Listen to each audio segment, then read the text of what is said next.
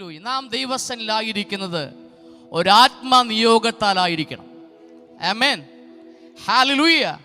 മറ്റുള്ള ഒരു വ്യക്തിയുടെ ആഗ്രഹത്തോടെ ആയിരിക്കും നാം ദൈവസന്നിധിയിലായിരിക്കരുത്. ഒരു ആത്മനിയോഗത്താൽ നാം ഇന്ന് പകലിൽ ദൈവസന്നിധിയിലായിരിക്കുന്നെങ്കിൽ ദൈവം നമ്മുടെ മേൽ വലിയ പ്രവൃത്തി ചെയ്യുവാനിടയാകും. സംഗീതക്കാരനായ ദാവീദ് 5-ാം സങ്കീർത്തനം അതിന്റെ 7-ാമത് വാക്യത്തിൽ നാം ഇങ്ങനെ വായിക്കുന്നു: ഞാനോ നിന്റെ കൃപയുടെ ബഹുത്വത്താൽ നിന്റെ ആലയത്തിലേക്ക് ചെന്ന് നിന്റെ വിശുദ്ധ മന്ദിരത്തിന് നേരെ നിങ്കലുള്ള ഭക്തിയോടെ ആരാധിക്കും. ഒന്ന്, ഞാൻ ആത്മനിയോഗത്താലാണ് ദൈവസന്നിധിയിലായിരിക്കുന്നത്. രണ്ടാമത്തേത്, ഇന്ന് ഞാൻ ആരാധിക്കുന്നത് എൻ്റെ അടുത്തിരിക്കുന്ന ഒരു വ്യക്തിയെ പ്രസാദിപ്പിക്കുവാനായിട്ടല്ല, എൻ്റെ ദൈവത്തോടുള്ളതായ ഭക്തി നിമിത്തം ഞാൻ അങ്ങേ ആരാധിക്കുമെന്നുള്ള തീരുമാനത്തോടെ ഇന്ന് പകൽക്കാലം നമുക്ക് ദൈവസന്നിധിയിലായിരിക്കാം. ആലയത്തിലേക്ക് കടന്നുപോയ ഹന്നയെക്കുറിച്ച് നാം വായിക്കുന്നു. അവൾ ആമേൻ സ്തോത്രം ദൈവത്തോട് അവിടെ ഹൃദയം കൊണ്ട് സംസാരിച്ചു. ഹല്ലേലൂയ, ഹല്ലേലൂയ. ആമേൻ. അത് നോക്കി നിന്നതായിരിക്കുന്ന പ്രവാചകന് അത് മനസ്സിലായില്ല. എന്നാൽ ഇന്ന് പകൽക്കാലം നമ്മുടെ ഹൃദയ നിലവാരങ്ങളെ അറിയുന്ന നല്ല ഒരു കർത്താവ് ഇന്ന് പകൽക്കാലം നമ്മുടെ മധ്യമുണ്ട്. Hallelujah, hallelujah. ആ നല്ല കർത്താവിനെ ഇന്ന് പകൽക്കാലം ആത്മാർത്ഥമായിട്ട് നമുക്ക് ആരാധിച്ച് മഹത്വപ്പെടുത്താം. Hallelujah, hallelujah. ദൈവത്തിൻ്റെ ആമേൻ സ്തോത്രം കൃപ പ്രാപിച്ചതായിരിക്കുന്ന, അല്ലെങ്കിൽ ദൈവത്തിൻ്റെ ആമേൻ അനുഗ്രഹങ്ങളെ പ്രാപിച്ചതായിരിക്കുന്ന ഒരു വ്യക്തിക്ക് മാത്രമേ ഹൃദയം തുറന്ന് കർത്താവിനെ ആരാധിപ്പാനായിട്ട് സാധ്യമായി തീരൂ. ഇന്ന് പകൽക്കാലം ആ നല്ല കർത്താവിനെ ഹല്ലേലൂയ ഹൃദയം തുറന്ന് ആരാധിപ്പാനായിട്ട് നമ്മെ തന്നെ നമുക്ക് ഏൽപ്പിക്കാം. ദൈവത്തിൻ്റെ സ്നേഹം എത്ര മാധുര്യമുള്ളതാണ്. ഹല്ലേലൂയ. അവൻ്റെ കൃപ എത്ര ശ്രേഷ്ഠമായിട്ടുള്ളതാണ്. ആ നല്ല കർത്താവിനെ ഇന്ന് പകൽക്കാലം നമുക്ക് ആരാധിച്ച് മഹത്വപ്പെടുത്താം. ഹല്ലേലൂയ, ആമേൻ, ഹല്ലേലൂയ. നിൻ സ്നേഹം മാധുര്യം അത് അവർണ്ണനീയം, പാപമരണം ഏറ്റെന്ന പുതുജീവൻ നൽകിയോ. നിൻ സ്നേഹം മാധുര്യം അത് അവർണ്ണനീയം, പാപമരണം ഏറ്റെന്ന് പുതുജീവൻ നൽകിയോ. വൻ കൃപയ്ക്കായി ഞാൻ അങ്ങേ വാഴ്ത്തുന്നേ, വൻ കൃപയ്ക്കായി ഞാൻ അങ്ങേ വാഴ്ത്തുന്നേ. വൻ കൃപയ്ക്കായി, വൻ കൃപയ്ക്കായി ഞാൻ അങ്ങേ വാഴ്ത്തുന്നേ, വൻ കൃപയ്ക്കായി ഞാൻ അങ്ങേ വാഴ്ത്തുന്നേ, വാഴ്ത്തുന്നേ, വാഴ്ത്തുന്നേ. ജീവൻ നൽകി വീണ്ടെടുത്ത കർത്തനെ ചേർന്ന് വാഴ്ത്തുന്നേ, വാഴ്ത്തുന്നേ, വാഴ്ത്തുന്നേ. ജീവൻ നൽകി വീണ്ടെടുത്ത കർത്തനെ. നിൻ സ്നേഹം മാധുര്യം, നിൻ സ്നേഹം മാധുര്യം അത് അവർണ്ണനീയം, പാപമരണമേറ്റെന്നിൽ പുതുജീവൻ നൽകിയോൻ. നിൻ സ്നേഹം മാധുര്യം അത് അവർണ്ണനീയം, പാപമരണമേറ്റെന്നിൽ പുതുജീവൻ നൽകിയോ. വൻ കൃപയ്ക്കായി ഞാൻ അങ്ങേ വാഴ്ത്തുന്നേ, വൻ കൃപയ്ക്കായി ഞാൻ അങ്ങേ വാഴ്ത്തുന്നേ, വൻ കൃപയ്ക്കായി ഞാൻ അങ്ങേ വാഴ്ത്തുന്നേ, വൻ കൃപയ്ക്കായി ഞാൻ അങ്ങേ വാഴ്ത്തുന്നേ, വാഴ്ത്തുന്നേ, വാഴ്ത്തുന്നേ, വാഴ്ത്തുന്നേ. ജീവൻ നൽകി വീണ്ടെടുത്ത കർത്തനേ, വാഴ്ത്തുന്നേ, വാഴ്ത്തുന്നേ. ജീവൻ നൽകി വീണ്ടെടുത്ത കർത്തനേ, എൻ ജീവൻ ശൂന്യമായി മരുഭൂഷമാനമായി തങ്കരക്തത്താലെന്നെ ഫലപ്രദമാക്കിയോ. എൻ ജീവൻ ശൂന്യമായി മരുഭൂഷമാനമായി തങ്കരക്തത്താലെന്നെ ഫലപ്രദമാക്കിയോ. വൻ കൃപയ്ക്കായി ഞാൻ അങ്ങേ വാഴ്ത്തുന്നേ യേശുവേ, വൻ കൃപയ്ക്കായി ഞാൻ അങ്ങേ വാഴ്ത്തുന്നേ യേശുവേ, വൻ കൃപയ്ക്കായി ഞാൻ അങ്ങേ വാഴ്ത്തുന്നേ, വൻ കൃപയ്ക്കായി ഞാൻ അങ്ങേ വാഴ്ത്തുന്നേ. ചേർന്ന് വാഴ്ത്തുന്നേ, വാഴ്ത്തുന്നേ, വാഴ്ത്തുന്നേ. ജീവൻ നൽകി വീണ്ടെടുത്ത കർത്തനേ, വാഴ്ത്തുന്നേ, വാഴ്ത്തുന്നേ, വാഴ്ത്തുന്നേ. ജീവൻ നൽകി വീണ്ടെടുത്ത കർത്തനേ, എന്നിൽ ആനന്ദമേകി നവചൈതന്യം നൽകി ആത്മജീവദായകൻ നിത്യജീവൻ നൽകിയോ. എന്നിൽ ആനന്ദമേകി നവചൈതന്യം നൽകി ആത്മജീവദായകൻ നിത്യജീവൻ നൽകിയോ. വൻ കൃപയ്ക്കായി ഞാൻ അങ്ങേ വാഴ്ത്തുന്നേ യേശുവേ, വൻ കൃപയ്ക്കായി ഞാൻ അങ്ങേ വാഴ്ത്തുന്നേ,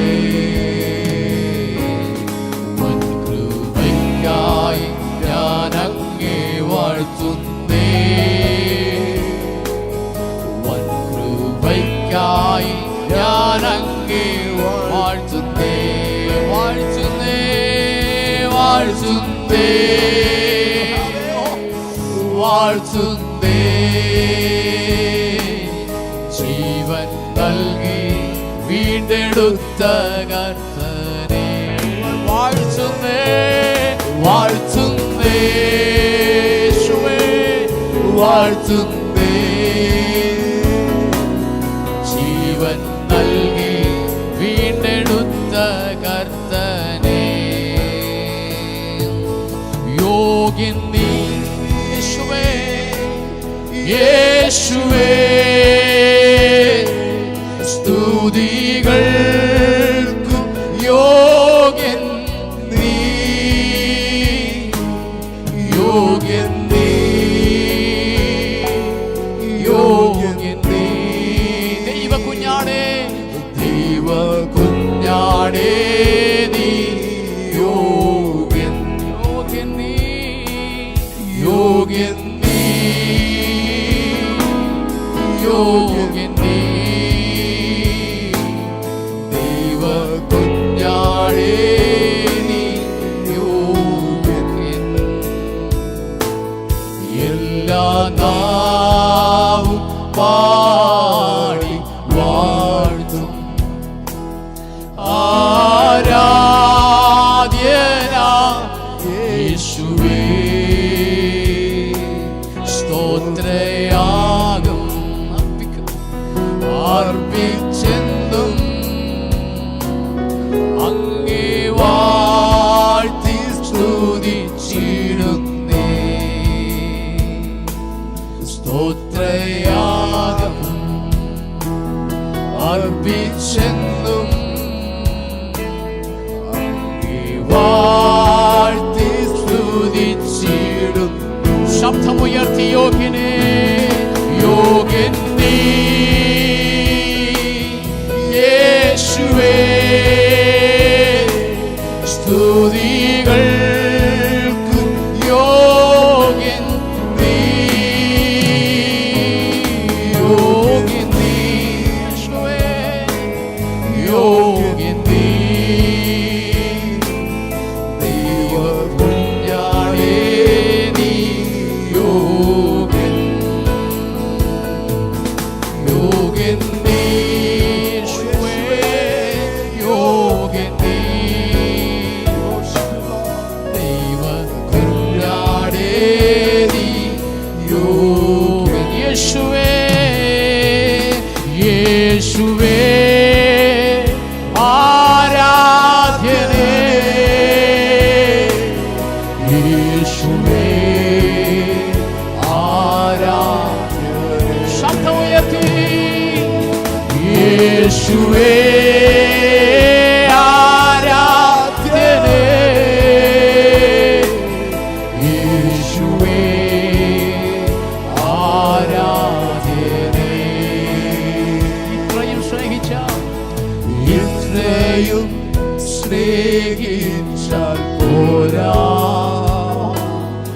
അങ്ങേ ഇത്രയും ആരാധിച്ചാൽ പോരാ, ഇത്രയും സ്നേഹിച്ചാൽ പോരാ, അങ്ങേ ഇത്രയും ആരാധിച്ചാൽ പോരാ. എനിക്കുള്ളതിനേക്കാൾ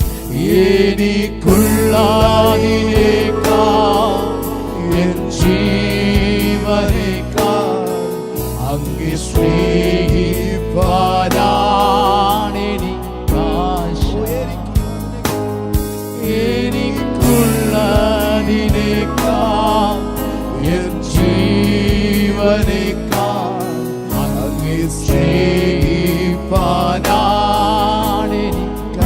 യേശുവേ യേശുവേ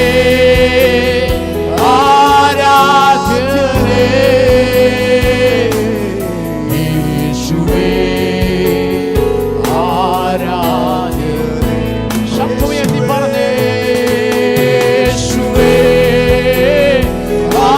ആരാധ്യനേ, യേശുവേ ആരാധ്യനേ. യേശുവേ യേശുവേ ആരാധ്യനേ, യേശുവേ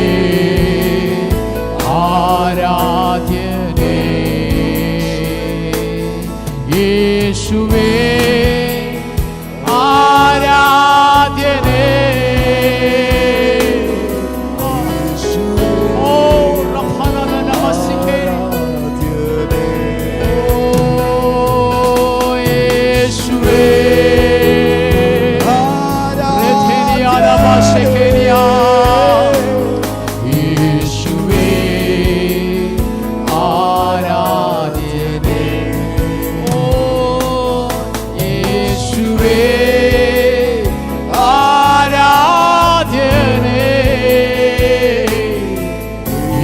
യേശുവേ ആരാധ്യനേ.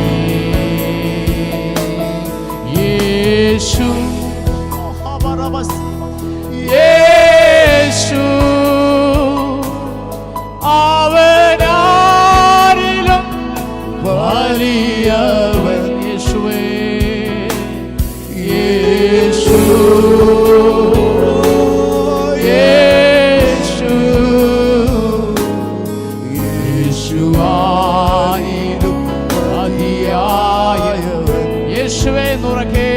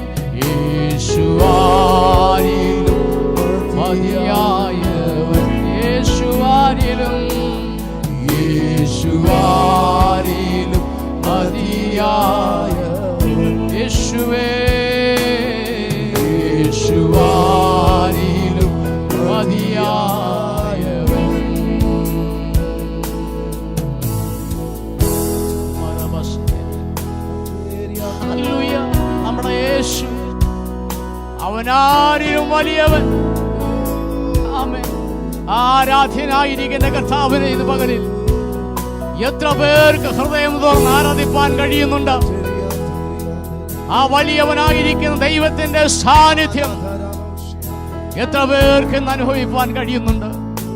ഓ, അവനെ പോലെ മറ്റാരുമില്ല, അവനെ പോലെ മറ്റാരുമില്ല. നമ്മുടെ ദൈവത്തെ പോലെ സ്നേഹിപ്പാൻ മറ്റാരുമില്ല. ആ നല്ല കർത്താവിനോട് ഇന്ന് പകൽക്കാലം ആത്മാർത്ഥമായി പറഞ്ഞ കർത്താവേ, അങ്ങെ പോലെ സ്നേഹിപ്പാൻ എനിക്ക് മറ്റാരുമില്ല കർത്താവേ. ഇന്ന് പകൽക്കാലം നിങ്ങൾ അനുഭവിക്കുന്ന ദൈവ സാന്നിധ്യത്തോടെ ഇന്ന് പകൽക്കാലം എത്ര പേർക്ക് പ്രതികരിപ്പാൻ കഴിയും? യേശുവേ, അങ്ങനെ സ്നേഹിക്കുന്നതിനായി നന്ദി. അപ്പാ, നീ എന്നെ മാനിക്കുന്നതിനായി നന്ദി. യേശുവേ, അങ്ങെ പോലെ വേറെ ആരുമില്ല കർത്താവേ. ഹല്ലേലൂയ.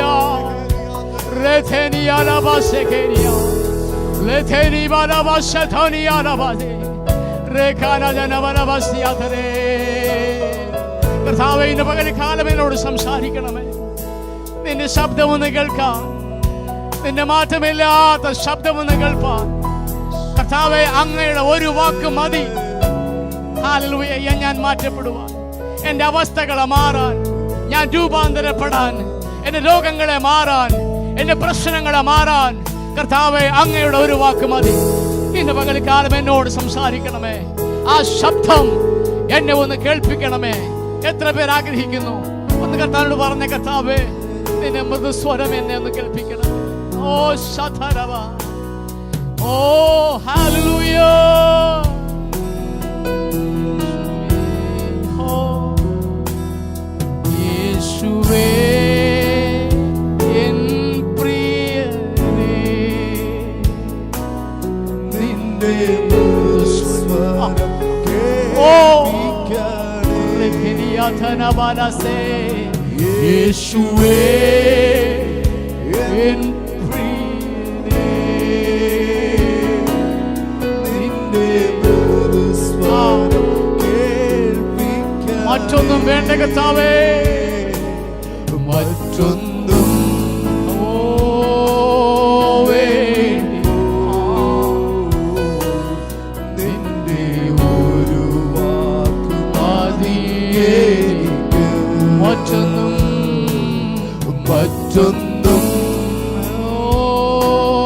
വേണ്ടി. നിന്റെ ഒരു വാക്ക് മതിയേ എനിക്ക്. യേശുവേ. എല്ലാവർക്കും എഴുന്നേറ്റ് നിൽക്കാം. എഴുന്നേറ്റ് നിൽക്കുമ്പോൾ തന്നെ മുമ്പിൽ ഒരു ചെയർ പോലും ബ്ലാങ്ക് ആക്കിയിടാതെ എല്ലാവരും ഒന്ന് മുൻപോട്ട് കടന്നിരിക്കണമെന്ന് ഓർപ്പിക്കുന്നു. ദൈവസന്നിധിയിൽ ശക്തമായ ചില നിമിഷങ്ങൾ കൂടെ നാം ആരാധിക്കാൻ പോകുകയാണ്.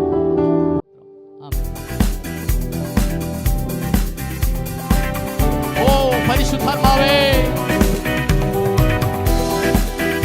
ഹല്ലേലൂയ.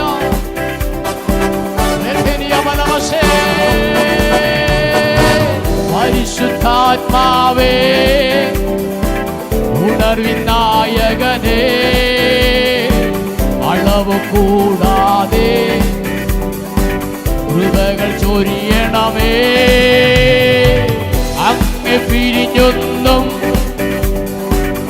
ആവതില്ലായേ, അങ്ങിൽ വസിച്ചിടാൻ അധികം ഫലമേകാൻ. ചേർന്ന പരിശുദ്ധാത്മാവേ, പരിശുദ്ധാത്മാവേ, ഉണർവിൻ നായകനേ, അളവ് കൂടാതെ കൃപകൾ ചൊരിയണമേ. അങ്ങെ പിരിഞ്ഞൊന്നും ആവതില്ലായേ, അങ്ങിൽ വസിച്ചിടാൻ അധികം ഫലമേക. സഭയാം തോട്ടമേ, അഭയാം തോട്ടമേ, ഉണർവിൻ കൂട്ടമേ, ദൈവിക സമയമാ, ദൈവിക സമയമാ, ഉണർവിൻ കാലമാ. സഭയാം തോട്ടമേ, സഭയാം തോട്ടമേ, ഉണർവിൻ കൂട്ടമേ, ദൈവിക സമയമാ, ഉണർവിൻ കാലമാ. പരിശുദ്ധാത്മാവേ, ഉണർവിൻ നായകനേ, അളവ് കൂടാതെ കൃപകൾ ചൊരിയണമേ. അഭിഷേകം സകല ജഡത്തിന്മേലും കൊയ്ത്തുകാല സമയമല്ലോ, ആത്മാവിൽ തീർക്കണമേ. അഭിഷേകം സകല ജഡത്തിന്മേലും കൊയ്ത്തുകാല സമയമല്ലോ, ആത്മാവിൽ തീ പോലെ ഇറങ്ങണമേ. അഗ്നിനാവായി പതിയണമേ, കാറ്റായി വീശണമേ, നദിയായി തീ പോലെ ഇറങ്ങണമേ. അഗ്നിനാവായി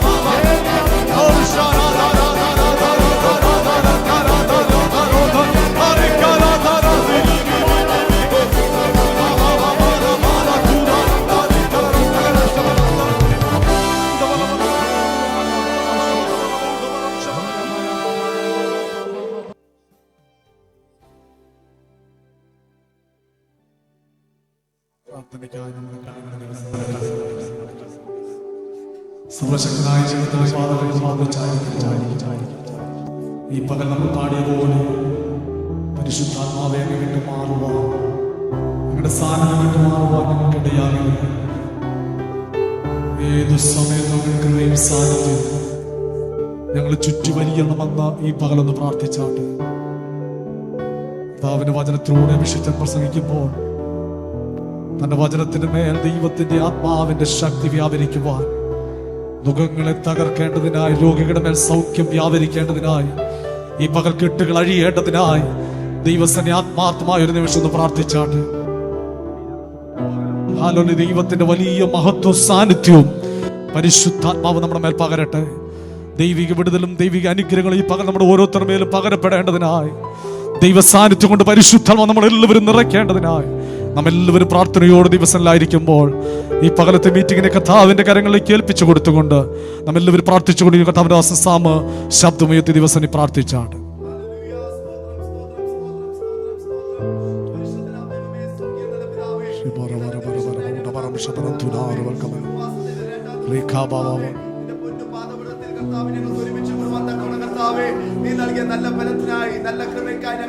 പരിശുദ്ധാത്മാവേ നന്ദി, സ്തോത്രം സ്തോത്രം സ്തോത്രം സ്തോത്രം.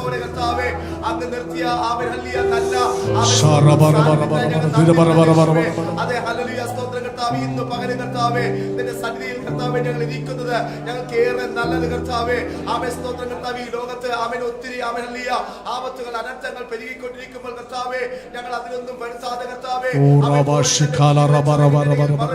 കഴുകത്തിന്റെ കുഞ്ഞുങ്ങളെ ചിറകിന്റെ മീതെ വഹിച്ച് ഒരു കന്യ കൃഷ്ണമണി പോലെ കർത്താവേ ഇന്ന് പകരം കർത്താവേ ഞങ്ങൾ ഓരോ കുടുംബങ്ങളെ കർത്താവേ അങ്ങ് സൂക്ഷിച്ച നല്ല കൃപയ്ക്കായി സ്തോത്രം കർത്താവേ. ഇന്നത്തെ ശുശ്രൂഷകൾ നിന്റെ കരത്തിൽ ഏൽപ്പിച്ച് ഞങ്ങൾ പ്രാർത്ഥിക്കുന്നു. നിന്റെ അഭിഷേകത്തിനോട് ഞങ്ങൾ പ്രാർത്ഥിക്കുന്നു കർത്താവേ. ആത്മാവിന്റെ ശക്തിയിൽ വചനങ്ങൾ കർത്താവേ ഞങ്ങൾക്ക് പകർന്നു നൽകുവാൻ കർത്താവേ നിന്റെ അഭിഷേകത്തിലെ പിതാവിന്റെയും പുത്രന്റെയും പരിശുദ്ധാത്മാവിന്റെ നാമത്തിൽ ഞങ്ങൾ അനുഗ്രഹിച്ച് ഞങ്ങൾ പ്രാർത്ഥിക്കുന്നു കർത്താവേ. ഇന്ന് പകൽ കർത്താവേ ഞങ്ങൾ ആളുമാറിയവരെ പോലെ കർത്താവേ ഇന്ന് പകൽ കർത്താവേ അത്യന്ത ശക്തി കർത്താവേ ഞങ്ങളുടെ മേലങ്ങ് പകരുന്ന കൃപയ്ക്കായി സ്തോത്രം കർത്താവേ. ഞങ്ങൾ ആരും വന്നതുപോലെ പോകുന്ന കർത്താവേ ഒരു നിറവിന്റെ സാന്നിധ്യം എല്ലാം നിറയ്ക്കുന്നവൻ അവൻ സഭയ്ക്കായി കൊടുത്തിരിക്കുന്ന പോലെ കർത്താവേ ഇന്ന് പകൽ കർത്താവ് ഒരു നിറവിന്റെ സാന്നിധ്യം ഞങ്ങളുടെ മേൽ വെളിപ്പെട്ട് വരട്ടെ കർത്താവേ. പ്രാർത്ഥിക്കുന്നു സകലതും യേശു ക്രിസ്തുവിന്റെ അൻപുള്ള നാമത്തിൽ തന്നെ ആമേൻ. കരങ്ങൾ ഉയർത്തി ശക്തിയോടെ കർത്താവിന് സ്തോത്രം പറഞ്ഞാട്ടെ. സർവശക്തനായ ദൈവം നമുക്ക് തന്ന വിലയേറിയ ഭാഗ്യത്തെ ഓർത്ത് ഞാൻ ദൈവത്തിന് നന്ദിയോട് സ്തോത്രം ചെയ്യുന്നു. കടന്നു വന്ന എല്ലാ പ്രിയപ്പെട്ടവരെയും ദൈവം ധാരാളമായി അനുഗ്രഹിക്കുമാറാകട്ടെ. യൂട്യൂബിലൂടെ പലയിടങ്ങളിലൊക്കെ ഇരുന്ന് നമ്മളെ ശ്രദ്ധിക്കുന്ന പ്രിയപ്പെട്ടവരുണ്ട്. അവരെല്ലാം ഓർത്ത് ഞാൻ ദൈവത്തിന് നന്ദിയോട് സ്തോത്രം ചെയ്യുന്നു. സ്വർഗത്തിലെ ദൈവത്തിൻ്റെ വലിയ കൃപയും അനുഗ്രഹങ്ങളും ഈ പകൽ നമ്മുടെ മേൽ പകരുന്നതിനെ ഓർത്ത് ഞാൻ ദൈവത്തിന് നന്ദിയോട് സ്തോത്രം ചെയ്യുന്നു. എല്ലാവരും എഴുന്നേറ്റ് നിന്ന് കരങ്ങൾ അടിച്ച് ദൈവത്തെ മഹത്വപ്പെടുത്തുമ്പോൾ തുറന്നുള്ള ശുശ്രൂഷയ്ക്ക് വേണ്ടി കർത്താവിന്റെ അഭിഷേകത്തിന് മുന്നോട്ട് ക്ഷണിക്കുന്നു. പ്രാർത്ഥനയോടെ നമുക്ക് എല്ലാവർക്കും എഴുന്നേറ്റ് നിന്ന് കരങ്ങൾ അടിച്ച് സർവശക്തനായ ദൈവത്തിന് മഹത്വപ്പെടുത്താം. ഹല്ലേലൂയ, praise the Lord, praise the Lord, praise the Lord, praise the Lord. കർത്താവിൻ്റെ വിലയേറിയ നാമം മഹത്വപ്പെടുമാറാകട്ടെ. സർവശക്തനായ ദൈവത്തിൻ്റെ തിരുസാന്നിധ്യവും കൃപയും ദൈവം നമ്മുടെ മേൽ പകർന്നുകൊണ്ടിരിക്കുന്നു. എബ്രായ ലേഖനം 11:6 ഇങ്ങനെ പറയുന്നുണ്ട്, ദൈവത്തിൻ്റെ അടുക്കൽ വരുന്നവൻ ദൈവം ഉണ്ട് എന്നും തന്നെ അന്വേഷിക്കുന്നവർക്ക് ഒരു പ്രതിഫലം കൊടുക്കുന്നു എന്നും വിശ്വസിക്കേണ്ടതല്ലയോ?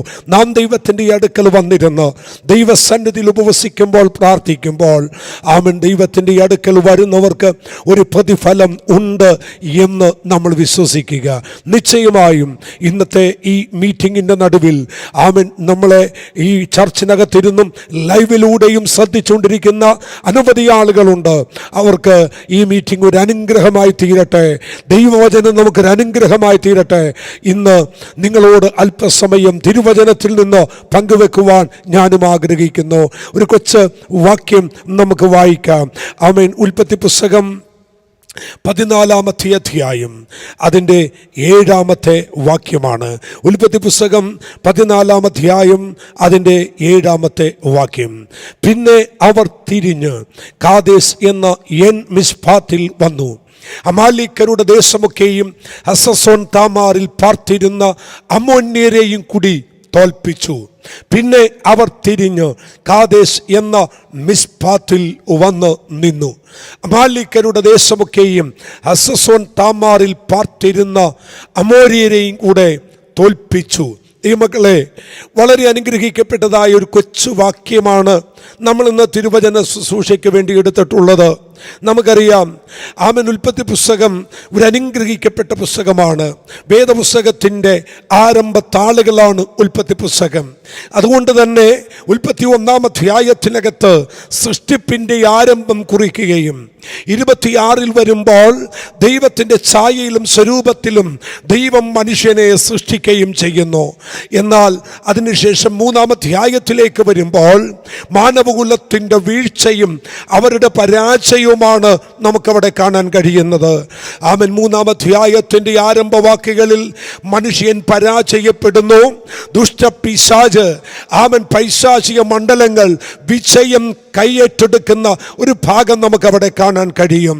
ഉൽപ്പത്തി പുസ്തകം 3-ാം അധ്യായം വായിക്കുമ്പോൾ എനിക്ക് വലിയ സങ്കടം തോന്നാറുണ്ട്. കാരണം ദൈവത്തോട് കൂടെ വസിക്കാൻ, ദൈവത്തോട് കൂടെ നടക്കാൻ, ദൈവ സാന്നിധ്യം അനുഭവിപ്പാൻ വേണ്ടി വിളിക്കപ്പെട്ട ജനം ഇതാ പിശാചിനാൽ പരീക്ഷിക്കപ്പെട്ട്, അവൻ ദൈവത്തോട് കൂടെ നടക്കാൻ വിളിക്കപ്പെട്ട് സൃഷ്ടിക്കപ്പെട്ട ജനം ദൈവത്തെ പോലെ ആകാൻ പരിശ്രമിച്ചതിൻ്റെ അനന്തരഫലം അവർ തോട്ടത്തിനകത്തുനിന്ന് വെളിയിലേക്ക് പോകുകയാണ്.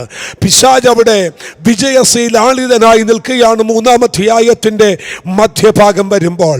എന്നാൽ നമുക്കെല്ലാം സന്തോഷം തരുന്ന ആ ഒരു വാക്യം അധ്യായം തീരുന്നതിന് മുൻപുണ്ട്. അത് 3-ാം അധ്യായം 15-ാമത്തെ വാക്യമാണ്. ആ വാക്യം ഇങ്ങനെയാണ് പറയുന്നത്: ഞാൻ നിനക്കും സ്ത്രീക്കും നിന്റെ സന്തതിക്കും അവളുടെ സന്തതിക്കും തമ്മിൽ ശത്രുത്വം ഉണ്ടാക്കും. അവൻ നിന്റെ തല തകർക്കും, നീ അവന്റെ കുതികാൽ തകർക്കും. ആമേൻ. അങ്ങനെയാണെങ്കിൽ ഇതാ 15-ാം വാക്യത്തിൽ വേദപുസ്തകത്തിന്റെ ആദ്യത്തെ പ്രവചന ശബ്ദം ഉയരുകയാണ്. പരാജയപ്പെട്ട മനുഷ്യൻ തല താഴ്ത്തി നിൽക്കുമ്പോൾ, വിജയശീലാളിതനായി ശത്രു തല ഉയർത്തി നിൽക്കുമ്പോൾ, തല ഉയർത്തി നിൽക്കുന്ന ശത്രുവിന്റെ തല കടിക്കുന്ന രീതിയിൽ ആരംഭ പ്രവചന ശബ്ദം ഉയർന്നു വരുന്നു. ആ പ്രവചന ശബ്ദം ഇതാണ്: ഒരു സ്ത്രീയുടെ സന്തതി ഇതാ ജനിച്ച് പുറത്തു വരും, അവൻ നിന്റെ തല തകർത്തിരിക്കും. ഇന്ന് രാവിലെ സമയം ഈ തിരുവചന ശുശ്രൂഷയിൽ പങ്കെടുക്കുന്ന ദൈവജനത്തോട് ആത്മാവിൽ ഞാൻ ദൂത് കൈമാറുന്നു.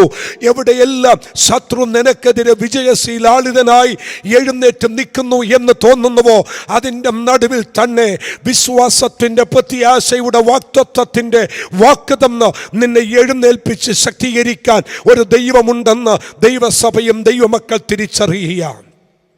മറന്നു പോവരുത്. ഒരൊറ്റ വാക്തത്വം മതി കാലാകാലങ്ങൾ ജീവിക്കാൻ. ഒരൊറ്റ വാക്തത്വം മതി. നിങ്ങൾക്ക് കേൾക്കണമോ? ഉൽപ്പത്തി പുസ്തകം 3:15 ആരംഭ വാക്തത്വം മതിയായിരുന്നു കാലഘട്ടങ്ങൾ കാത്തിരിപ്പിൻ്റെ ഒരു വലിയ വിശ്വാസത്തിലേക്ക് നീങ്ങുന്നത്. നോക്ക്, ഇരുണ്ട കാലഘട്ടമായ 400 വർഷത്തിൻ്റെ ചരിത്രം കഴിഞ്ഞു. ആമൻ, ജനം കാത്തിരുന്നത് ആർക്ക് വേണ്ടിയാണ്? ഒരൊറ്റ മനുഷ്യന് വേണ്ടിയാണ്. എന്തിനു വേണ്ടിയാ കാത്തിരുന്നത്? വാക്തത്വത്തിന് വേണ്ടിയാണ് കാത്തിരുന്നത്.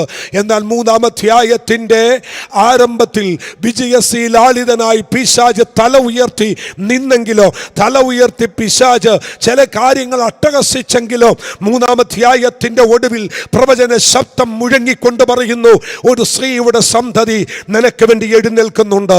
ദൈവാത്മാവിൽ ഞാൻ നിങ്ങളോട് വിളിച്ചു പറയട്ടെ, എവിടെയാണോ ശത്രു നിനക്കെതിരെ അട്ടഹസിച്ചുകൊണ്ട്, നിന്റെ കുടുംബത്തിനെതിരെ, നിന്റെ തലമുറക്കെതിരെ അട്ടഹസിച്ചുകൊണ്ട് ഉയർന്നു വരുന്നത്, അവിടെ നിനക്ക് വേണ്ടി വാക്തത്വത്തിന്റെ ശക്തിയുടെ വ്യാപാരം ഉയരുമെന്ന് വിശ്വസിക്കുന്നവർക്ക് ഞാൻ എൻ്റെ ദൈവത്തിന് സ്തോത്രം ചെയ്യുന്നു. ധൈര്യപ്പെടുക, ധൈര്യമായിരിക്കുക. അവൻ ദൈവത്തെ സേവിക്കുന്ന ദൈവത്തിൻ്റെ കുഞ്ഞുങ്ങൾ ഒരിക്കലും പരാജയപ്പെടുകയില്ല. ഒരൊറ്റ വാക്തത്വം മതി, ഒരൊറ്റ ദൈവവചനം മതി നിന്നെയും നിന്റെ കുടുംബത്തെയും പിടിച്ച് ഉയർത്തിക്കാട്ടുവാൻ. അല്ലേ? അവൻ ഉൽപ്പത്തി മുതൽ മലാക്കി വരെയുള്ള തിരുവചനങ്ങൾ നിങ്ങൾ വായിച്ചു നോക്ക്, പഠിച്ചു നോക്ക്. എല്ലാവരും കാത്തിരിക്കുന്നത് ഒരൊറ്റ പ്രവചന ശബ്ദയാണ്. അല്ലേ? പുതിയ നിയമത്തിന്റെ ആരംഭവും പുതിയ നിയമത്തിന്റെ അവസാനവും ആർക്ക് വേണ്ടിയാ കാത്തിരിക്കുന്നത്? ഒരൊറ്റ പ്രവചന ശബ്ദത്തിന് വേണ്ടിയാണ്. അവൻ ഭൂജാതനായില്ലേ? മാലാഖമാർ ഇറങ്ങി വന്ന് പാടുന്ന ദൈവശബ്ദം നിങ്ങൾ കേട്ടില്ലേ? നിങ്ങൾക്ക് വേണ്ടി ഒരു രക്ഷകൻ ജനിച്ചിരിക്കുന്നു. ഏതാണ് ആ രക്ഷകൻ? മാമൻ ഉൽപ്പത്തി 3:15 പറയുന്ന ആ രക്ഷകൻ സ്ത്രീയുടെ സന്തതി. അവന് വേണ്ടിയാണ് ദൈവം ചില കാര്യങ്ങൾ ചെയ്യുന്നത്. ചെയ്യുന്നത്. ഞാൻ മടങ്ങി വരാം. ഉൽപ്പത്തി പുസ്തകം 3-ാം അധ്യായം ശത്രുവിൻ്റെ വിജയവും ദൈവജനത്തിൻ്റെ പരാജയവും. എന്നാൽ അതിനെയൊക്കെ ആകത്തുക വിടിച്ചു കയറ്റുവാൻ പ്രത്യാശ തരുന്ന വിശ്വാസത്തിൻ്റെ വാക്കുകൾ കൊണ്ട് അവിടെ ആ അധ്യായം അവസാനിപ്പിക്കുന്നു. പിന്നീട് നമ്മൾ വരുമ്പോൾ നമുക്ക് കാണാൻ കഴിയുന്നു ഒരു കുടുംബത്തിൻ്റെ തലമുറകളുടെ തകർച്ച 4-ാം അധ്യായത്തിൽ നമുക്ക് കാണാൻ കഴിയുന്നു. പിന്നെയും തിരിച്ചു വരുന്നു. ഇതാ ദൈവം ഒരു മനുഷ്യനെ തെരഞ്ഞെടുക്കുന്നു. കൃപ ലഭിച്ച നോഹയെ ദൈവം തെരഞ്ഞെടുത്തിട്ട് ആ നോഹയിലൂടെ ദൈവത്തിൻ്റെ പദ്ധതികൾ ദൈവം ആവിഷ്കരിക്കുന്നു. നോക്കുക, ഭൂമി മുഴുവൻ പാപത്തിൽ നിറയപ്പെട്ട് കഴിയുമ്പോൾ എല്ലാവരും പാപം ചെയ്ത് ദൈവം പോലും മനുഷ്യനെ ഉണ്ടാക്കിയത് നിമിത്തം ഞാൻ അനുതപിക്കുന്നു എന്ന് പറഞ്ഞ ആ നിമിഷത്തിൽ ദൈവം ഒരുവനെ കണ്ടു, കൃപ ലഭിച്ചതായ ഒരു നോഹയെ. ദൈവമക്കളെ, ലക്ഷങ്ങൾ, കോടികൾ, പതിനായിരങ്ങൾ പാപത്തിലേക്ക് പിശാചിനാൽ വലിച്ചിടപ്പെടുമ്പോൾ ദൈവത്തിന് വേണ്ടി നിൽക്കാൻ ഒരുവൻ ഉണ്ടായിരിക്കും. അവൻ്റെ പേരത്ര നോഹ. അവൻ നിൽക്കുന്നവനെ കൊണ്ട് പണിയിപ്പിക്കുന്ന ഒരു ദൈവമുണ്ടെന്ന് ദൈവജനം തിരിച്ചറിയുക. എല്ലാ കാലത്തും ദൈവത്തിന് വേണ്ടി നിൽക്കാൻ ഒരുവൻ റെഡിയാണെങ്കിൽ, ദൈവത്തിന് വേണ്ടി നിൽക്കാൻ ഒരുവൻ തയ്യാറാണെങ്കിൽ, ദൈവത്തിന് വേണ്ടി നിൽക്കുന്ന ആ ഒരുവനെ കൊണ്ട് കാലഘട്ടങ്ങൾ മറക്കുവാൻ കഴിയാത്ത, ചരിത്രത്തിൽ ഇടം പിടിക്കുന്ന ചിലത് ചെയ്യിപ്പിക്കാൻ ദൈവം വിശ്വസ്തനാണ്. ഇന്ന് പകൽ ആത്മാവിൽ ഞാൻ ദൂത പറയുന്നു, ദൈവത്തിന് വേണ്ടി നിൽക്കാൻ നീയും നിന്റെ കുടുംബവും തയ്യാറാണെങ്കിൽ, അല്ല നിന്റെ തലമുറ തയ്യാറാണെങ്കിൽ, അവൻ നിന്റെ തലമുറ കൊണ്ട് ഈ കാലഘട്ടത്തിൽ ചിലത് പണിയാൻ, ചിലത് പണിയിപ്പിക്കാൻ എൻ്റെ ദൈവം വിശ്വസ്തനാണ്. അവൻ മോശയ്ക്ക് മരുഭൂമിയിൽ പെട്ടകം പണിയാൻ ദൈവം പ്ലാൻ കൊടുക്കുമ്പോൾ ദൈവം ചില പേരുകൾ പറയുന്നു. അവൻ ആലയത്തിൻ്റെ കൊത്തുപണികൾ ചെയ്യാൻ ദൈവം ഒരു ബെസലേലിനെ അഭിഷേകം ചെയ്യുന്നു. ഇന്ന് പകൽ ഉപവാസത്തിൻ്റെ 2-ാമത്തെ ദിവസത്തിൽ ആത്മാവ് ചിലരോട് ദൂത പറയുകയാണ്. പ്രാർത്ഥിക്കുന്ന ദൈവജന, ആരാധിക്കുന്ന ദൈവജന, ദൈവത്തിന് വേണ്ടി നിൽക്കുന്ന ചിലരെ കൊണ്ടില്ല, നിന്റെ തലമുറകളെ കൊണ്ട് ദൈവത്തിന് ചിലത് പണിയിപ്പിക്കാനുണ്ട്. ദൈവം ചിലത് പണിതെടുക്കും. നോഹയ്ക്ക് ദൈവത്തിന്റെ കൃപ ലഭിച്ചു. എന്തിനാ കൃപ ലഭിച്ചത്? ഭൂമി മുഴുവൻ പാപത്തെ നിറയപ്പെട്ട് നശിപ്പിക്കാൻ ദൈവം പദ്ധതികൾ ആവിഷ്കരിക്കുമ്പോൾ അതിനകത്തുനിന്ന് രക്ഷപ്പെടുത്താൻ ഒരു പെട്ടകം പണിയാൻ ദൈവം നോഹയുടെ മേൽ ദൈവത്തിന്റെ കൃപ പകരുകയാണ്. Price the Lord. തീർന്നില്ല കേട്ടോ. ആ നോഹയെ ദൈവം തെരഞ്ഞെടുത്തു. ദൈവം പെട്ടകം പണിയിപ്പിച്ചു. വലിയ ഉദ്ദേശങ്ങൾ തന്നിലൂടെ ചെയ്യിപ്പിച്ചു. എന്നാൽ അടുത്ത അധ്യായം 11-ാം അധ്യായം നമ്മൾ വരുമ്പോൾ നിമ്രോദ് എന്ന് പറയുന്ന ഒരു മനുഷ്യൻ ആകാശത്തോളം എത്തുന്ന ഒരു വലിയ ഗോപുരമൊക്കെ ഉണ്ടാക്കുന്നു. അവിടെയും മാനുഷിക കരം പരാജയപ്പെടുന്നു. ദൈവത്തിൻ്റെ ഇഷ്ടം നിവർത്തീകരിക്കപ്പെടുന്നു. മാനുഷിക കരങ്ങളും പൈശാചിക മണ്ഡലങ്ങളും തകർന്നടിഞ്ഞാലും ദൈവത്തിൻ്റെ ഹിതവും ദൈവത്തിൻ്റെ പ്രവൃത്തിയും ഒരു നാളും അറ്റുപോവില്ല. അതൊരിക്കലും അസ്തമിച്ചു പോവത്തില്ല. ദൈവം ഇച്ഛിച്ചത്, ദൈവം ആഗ്രഹിച്ചത് എല്ലാ കാലവും ദൈവം ചെയ്തുകൊണ്ടിരിക്കും. ഇന്ന് പകലിലും എൻ്റെ തമ്പുരാൻ അത് ചെയ്തുകൊണ്ടിരിക്കും. ഞാൻ മടങ്ങി വരട്ടെ. ദൈവമക്കളെ, 12-ാം അധ്യായം ആരംഭിക്കുന്നത് ഇങ്ങനെയാണ്. ഉൽപ്പത്തി 12-ാം അധ്യായത്തിൻ്റെ ആരംഭം നിങ്ങൾക്കെല്ലാം അറിയാം. 12-ാം അധ്യായത്തിൻ്റെ ആരംഭത്തിൽ ദൈവം ഒരു മനുഷ്യനെ തിരഞ്ഞെടുക്കുന്നു. അതാരാണ്? യഹോവ അബ്രഹാം എന്ന് പറയുന്ന ഒരു മനുഷ്യനെ തിരഞ്ഞെടുക്കുന്ന ചരിത്രമാണ് 12-ാം അധ്യായത്തിൽ. ഒന്നുകൂടി ഞാൻ പറയാം. ഉൽപ്പത്തി മുതൽ ഇങ്ങനെ പഠിച്ചു വരുമ്പോൾ ചില അധ്യായങ്ങൾ തകർച്ചയുടെയും വിജയത്തിൻ്റെയും ദൈവജനത്തിൻ്റെ പാപത്തിൻ്റെയും ഒക്കെ പട്ടികയാണെങ്കിൽ, ഇതാ ദൈവത്തിന് ഇഷ്ടമുള്ളൊരു കുടുംബത്തെ, ദൈവത്തിന് ആഗ്രഹമുള്ളൊരു കുടുംബത്തെ, ഒരു മനുഷ്യനെ ദൈവം തിരഞ്ഞെടുക്കുന്നു. അവൻ്റെ പേരത്രേ അബ്രഹാം. ദേശത്തെയും പിതൃഭവനത്തെയും ചാർച്ചക്കാരെയും ഒക്കെ വിട്ട് ദൈവം കാണിക്കാനിരിക്കുന്ന അല്ലെങ്കിൽ കാണിപ്പാനിരിക്കുന്ന ദേശത്തേക്ക് ഇറങ്ങി പുറപ്പെടേണ്ടതിന് ഒരു മനുഷ്യനെ ദൈവം തെരഞ്ഞെടുക്കുന്നു. നിങ്ങൾക്കറിയാം, അബ്രഹാം എന്ന് പറയുന്ന ആ മനുഷ്യൻ ഊരെന്ന് പറയുന്ന അന്ധകാര നിബിഡമായ ഡാർക്ക്നെസ്, ഊർ എന്ന വാക്കിൻ്റെ അർത്ഥം ഡാർക്ക്നെസ്, ഇരുട്ടിൻ്റെ ദേശത്ത് നിന്ന്, വിഗ്രഹാരാധനയിൽ നിന്നും തന്നെ ദൈവം വിടുവിച്ച് പുറത്തു കൊണ്ടുവരുന്നു. ഏകനായി തന്നെ ദൈവം ആ ദേശത്തുനിന്ന് വിടുവിക്കുന്നു. യുദ്ധം അറിഞ്ഞിട്ടില്ല, യുദ്ധം ചെയ്തിട്ടില്ല, യുദ്ധം അവൻ കണ്ടതുപോലും പരിചയം കാണത്തില്ല. അങ്ങനെ ഒരു മനുഷ്യനെ ദൈവം ആ ദേശത്തുനിന്ന് വിടുവിച്ച് പുറത്തു കൊണ്ടുവന്ന് ദൈവത്തിൻ്റെ വാഗ്ദത്തത്തിന് വേണ്ടി ഇറങ്ങിത്തിരിക്കുന്ന ഒരു ദൈവഭക്തനായ മനുഷ്യൻ. എന്നാൽ തൻ്റെ ചരിത്രമാണ് പിന്നെ തുടർന്നുള്ള ചില അധ്യായങ്ങൾ. 13-ാം അധ്യായത്തിലേക്ക് വരുമ്പോൾ ആബ്രഹാം ദൈവത്താൽ അനുഗ്രഹിക്കപ്പെടുന്നു. നമുക്കറിയാം, ദൈവത്തെ സേവിച്ചവരാരും തകർന്നു പോയിട്ടില്ല, തരിപ്പണമായി പോയിട്ടില്ല. ദൈവത്തെ സേവിച്ചവരെല്ലാം അനുഗ്രഹിക്കപ്പെടുവാനിടയായി. ദൈവത്തെ സേവിച്ചവർ ആമൻ തകർന്ന ചരിത്രമില്ല കേട്ടോ. ദൈവത്തിൻ്റെ വചനത്തിൽ ദാവീദ് ഒരിക്കൽ ഇങ്ങനെ പറഞ്ഞു, ഞാൻ ബാലനായിരുന്നു, ഞാനിപ്പോൾ വൃദ്ധനായി തീർന്നു, എന്നാൽ ഞാൻ ഒന്ന് കണ്ടിട്ടില്ല. ഞാൻ എന്താ കണ്ടിട്ടില്ലാത്തത്? യഹോവയെ അന്വേഷിക്കുന്നവർ ഒരു നന്മയ്ക്കും മുടക്കം വരുന്നത് കണ്ടിട്ടില്ല. ആമൻ, സ്തോത്രം. നീതിമാന്റെ സന്തതി അപ്പം ഇരക്കുന്നത് ഞാൻ കണ്ടിട്ടില്ല. ആമൻ, അവർക്ക് തുണയില്ലാതിരിക്കുന്നത് ഞാൻ കണ്ടിട്ടില്ല. അതുകൊണ്ടാണ് താൻ തന്നെ പറഞ്ഞു, ബാലസിംഹങ്ങൾ ഇരകിട്ടാതെ വിശന്നിരിക്കും, എന്നാൽ യഹോവയെ അന്വേഷിക്കുന്നവർക്ക് ഒരു നന്മയ്ക്കും മുടക്കം വരത്തില്ല.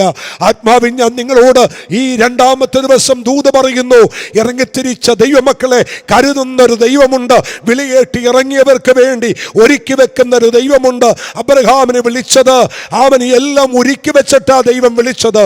പണ്ടൊരിക്കൽ ഒരു ദൈവദാസൻ ഇങ്ങനെ പറഞ്ഞു, ആമൻ, സ്തോത്രം, വിശ്വാസികൾക്കുള്ള അല്ലെങ്കിൽ വിശ്വാസിയുടെ പിതാവായ അബ്രഹാമിനെ ഒരു മുത്തച്ഛൻ്റെ പദവി അലങ്കരിക്കാൻ ഒരു ചാരുകസേര ഉണ്ടാക്കി തമ്പുരാൻ ഇട്ടിട്ടാണ് അബ്രഹാമിനെ ദൈവം വിളിച്ചത്.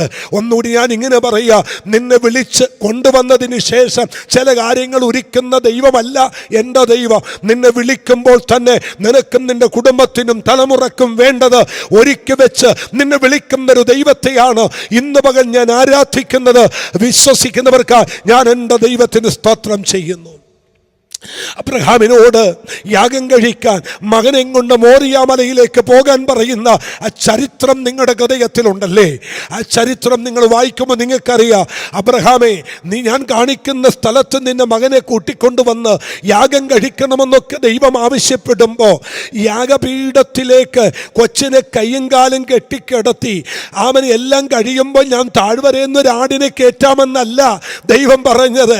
നീ കയറുന്നതിന് മുൻപേ, നിന്റെ കുടുംബമായി നിന്റെ കുഞ്ഞുമായി നീ കയറി വരുന്നതിന് മുൻപേ അല്ല, എൻ്റെ വാക്കനുസരിച്ച് നീ നിന്റെ കൂടാരത്തിന് ചലിക്കാൻ തുടങ്ങുന്നതിന് മുൻപേ ഞാൻ നിന്റെ കുഞ്ഞിന് വേണ്ടിയുള്ള കരുതലുകൾ ദൈവം ഒരുക്കി വെച്ചിട്ടുണ്ട്.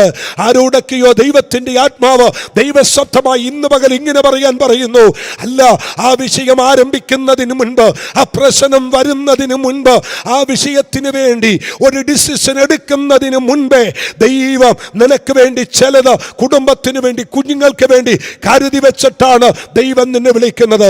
അബ്രഹാമേ, നിന്നെ ദൈവം വിളിച്ചത് ദൈവം ചിലത് ഒരുക്കി വെച്ചിട്ടാണ്. അതിലെത്തുന്നത് വരെ ഞാൻ നിന്റെ കൂടെ ഇരിക്കും, നിന്നെ നടത്തും. വിശ്വാസത്തിന്റെ പിതാവായ അബ്രഹാമിനെ ദൈവം വിളിച്ചിറക്കുന്നു. 13-ാം അധ്യായത്തിൽ തന്നെ സമൃദ്ധിയായി ദൈവം അനുഗ്രഹിക്കുന്നു. അവിടെ എങ്ങനെയാണ് പറയുന്നത്?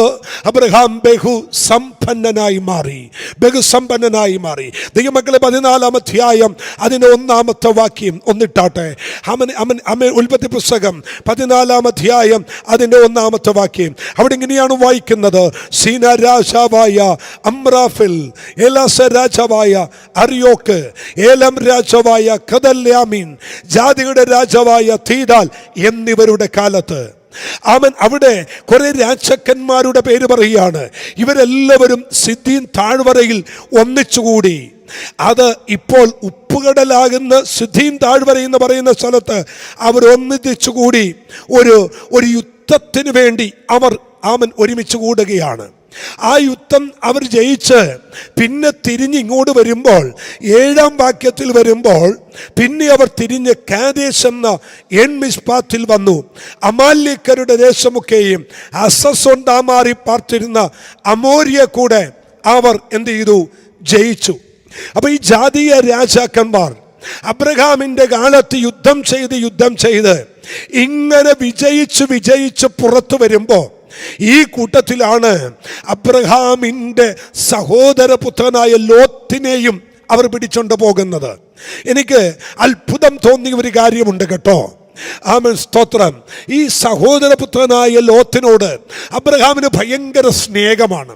അതുകൊണ്ടാണ് ഒരിക്കൽ, സ്തോത്രം, സോതോംഗൊമോറ നശിപ്പിക്കാൻ ദൈവം കൂടാരത്തിൻ്റെ വാതിക്കൽ നിന്ന് പോകാൻ തുടങ്ങുമ്പോൾ ഈ അബ്രഹാം ദൈവത്തെ പിടിച്ചു നിർത്തിയിട്ട് പറയുന്നുണ്ട്, ദൈവമേ, അവിടെ ഒരു നീതിമാൻ ഉണ്ടെങ്കിൽ അങ്ങ് നശിപ്പിക്കുമോ എന്ന് ചോദിച്ച് ചില വാക്കുകൾ അബ്രഹാം ദൈവത്തോട് കാലക്കെട്ട് വീണ് പറയുന്നത് നമുക്ക് കാണാം.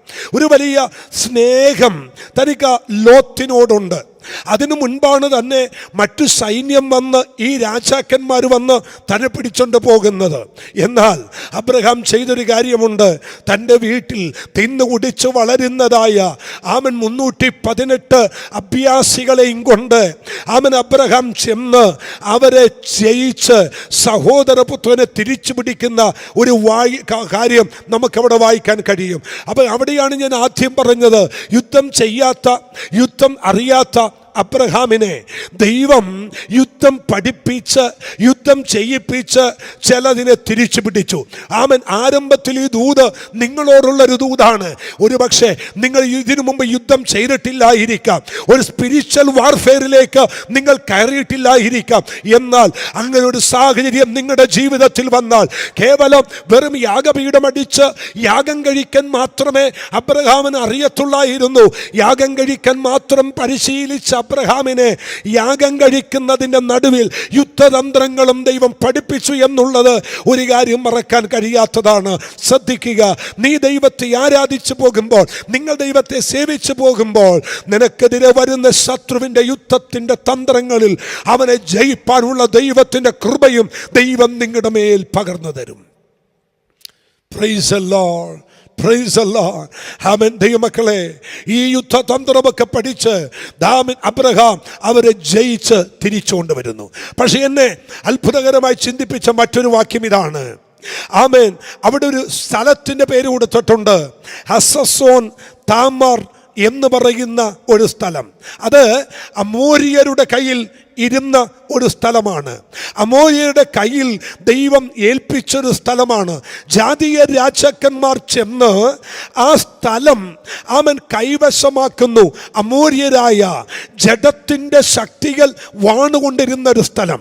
ഈ ഹസസോൻ താമാർ എന്ന് പറയുന്ന സ്ഥലത്തിന് മറ്റൊരു പ്രത്യേകത കൂടിയുണ്ട്. ആഭിചാരങ്ങളുടെ ഈറ്റില്ലമാണ്, അന്ധകാരത്തിൻ്റെയും മന്ത്രവാദത്തിൻ്റെയും ഈറ്റില്ലമാണ് ഈ സ്ഥലം. ജാതീയ ജഡത്തിൻ്റെ ശക്തികൾ അധിനിവേശം നടത്തുന്ന ഒരു പട്ടണം കൂടിയാണ് ഹസസോൻ താമാർ എന്ന് പറയുന്ന സ്ഥലം. അത് ജാതികളുടെ കയ്യിൽ അവകാശം പറഞ്ഞൊരു സ്ഥലമാണ്. ഈ സ്ഥലത്തിന് വേദപുസ്തകത്തിൽ മറ്റൊരു പേരുകൂടി നമുക്ക് പലയിടത്തും വായിക്കാൻ കഴിയും. ഞാൻ ആ ഭാഗമൊക്കെ പിന്നീട് വായിക്കാം. എന്നാൽ ഹസസോൻ താമാർ എന്ന് പറയുന്ന സ്ഥലം എന്തുകൊണ്ടാണ് ജാതികൾ ഇങ്ങനെ കൈവശമാക്കി വെച്ചത്?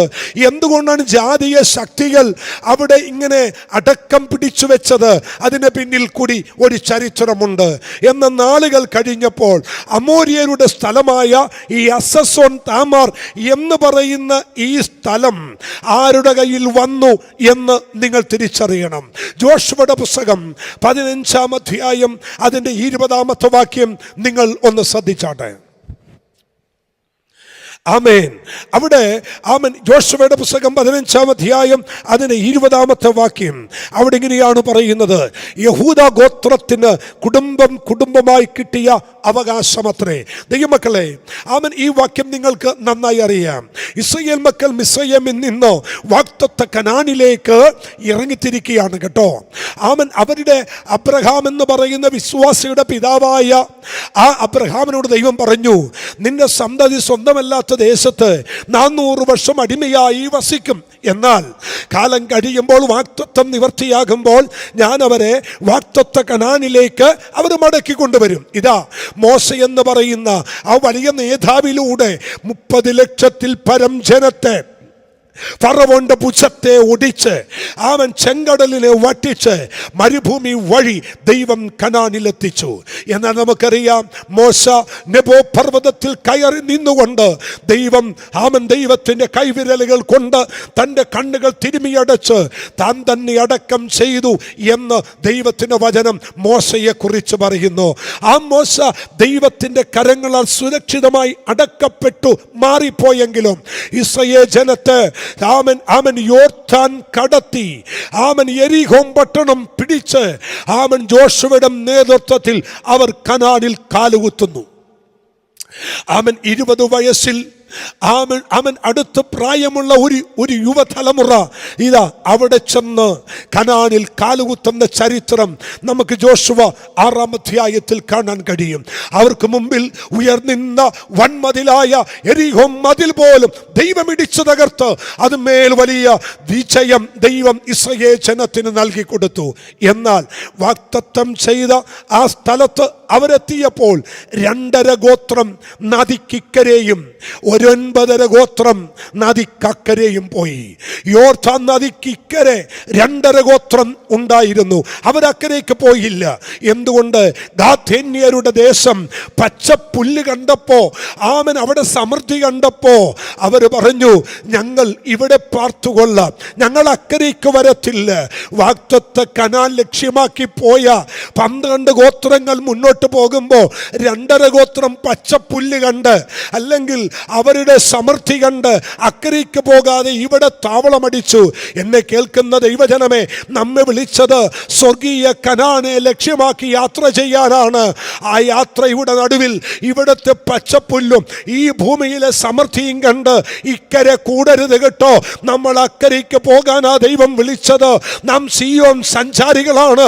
നമ്മുടെ യാത്രയിൽ വിഘ്നം വരുത്തുന്ന, നമ്മുടെ യാത്രയിൽ നമ്മൾ അക്കരയ്ക്ക് വിടാതെ അതിനെ തടസ്സപ്പെടുത്തുന്ന പച്ചപ്പിന്റെ അനുഭവങ്ങൾ കണ്ട്, അതെ, ഈ ഭൂമിയിലെ ഭൗമികമായ ചില പച്ചപ്പ് കണ്ട് നിങ്ങൾ ഒരിക്കലും നിന്നു പോവരുത്. നമ്മെ വിളിച്ചത് ഇക്കരയിടാനല്ല, നമ്മെ വിളിച്ചത് അക്കരെ കൊണ്ടുപോകാനാ. ഞാൻ എൻ്റെ ദൈവത്തിന് സ്തോത്രം ചെയ്യുന്നു. 2.5 ഗോത്രത്തിന് തെറ്റുപറ്റി. അവർ ഗാഥേന്യരുടെ ദേശത്ത് കെട്ടുപോയി. പക്ഷെ ദൈവം മറന്നില്ല കേട്ടോ. പുതിയ നിയമം പഠിച്ചു വരുമ്പോൾ നിങ്ങൾക്കറിയാവുന്നത് കൊണ്ട് ഒന്ന് തൊട്ടുവിട്ടേക്കാം. യേശു കർത്താവ് ആത്മാവിൽ നിറഞ്ഞു, സ്നാനപ്പെട്ടു. അവൻ വെള്ളത്തിൽ നിന്ന് കയറി 40 ദിവസത്തെ ഉപവാസ പ്രാർത്ഥനയ്ക്ക് ശേഷം ആത്മാവിൽ നിറവ് പ്രാപിച്ച യേശു നേരെ പോകുന്നത് ഗദരദേശത്തേക്കാണ്. എന്താണ് ഗദരദേശത്തേക്ക് പോകുന്നത്? ഇക്കരെ ഇരുന്ന് പടക് ഇറക്കി ശിഷ്യന്മാരുമായി യേശു ഇതാ ഇക്കരയിൽ നിന്ന് അക്കരയ്ക്ക് പോകുന്നു. എന്തിനാ കർത്താവേ ഇങ്ങനെ ഒരു യാത്ര അങ്ങ് ഇപ്പോൾ രൂപപ്പെടുത്തി എടുത്തത്? യേശുവിന് ഒരു ദൂത് കിടപ്പുണ്ട് കേട്ടോ. കഴിഞ്ഞ വർഷങ്ങൾക്ക് മുമ്പ്, നൂറ്റാണ്ടുകൾക്ക് മുമ്പ് അക്കരയ്ക്ക് പോകാൻ വിളിച്ചിറക്കിയ എൻ്റെ ജനം അക്കരയ്ക്ക് പോകുന്ന പോക്കിൽ ഇതാ 2.5 ഗോത്രം ഇക്കരെ കിടപ്പുണ്ട്. ആ ഇക്കരെ കിടക്കുന്ന 2.5 ഗോത്രത്തിൽ ഒരുത്തൻ ഇതാ ഭൂതം പിടിച്ച് 6000 ഭൂതം പിടിച്ച് ശ്മശാനത്തിൽ കിടപ്പുണ്ട്. ഗദരദേശത്തെ ശ്മശാനത്ത് കിടപ്പുണ്ട്. അവനെ കൂടി വിടുവിച്ചുകൊണ്ട് വേണം നമുക്ക് വീണ്ടും തിരിച്ചിക്കരേക്ക് വരാൻ. വിളിക്കപ്പെട്ടതിനെയും പോകാൻ തെരഞ്ഞെടുക്കപ്പെട്ടതിനെയും പിശാച് കെട്ടിയിട്ടിട്ടുണ്ടെങ്കിൽ അതിനെ കെട്ടഴിച്ച് അക്കരയ്ക്ക് കൊണ്ടുപോകാൻ ദൈവത്തിന്റെ കൃപയുടെ വ്യാപാരം 2ാമത്തെ ദിവസം ചലിക്കുന്നു എന്ന് ആത്മാവ് ഇന്ന് പകൽ ഇടപെടുകയാണ്. ഈ ദൂത് പറഞ്ഞുകൊണ്ടിരിക്കുമ്പോൾ പരിശുദ്ധ ആത്മാവിന്റെ ഉള്ളത്തിൽ പറയുന്നു, ദൈവത്തിന്റെ വിളിയുള്ള ചിലത്, പല വിഷയങ്ങളാൽ കെട്ടപ്പെട്ട ചിലത്, ഒരുപക്ഷെ മയക്കുമരുന്നിനാകാം, ഒരുപക്ഷെ കഞ്ചാവിനാകാം, ഒരുപക്ഷെ അരുതാത്ത ബന്ധങ്ങളിലാകാം, അല്ല ജീവിത സാഹചര്യങ്ങൾ കുടുങ്ങിപ്പോയതാകാം.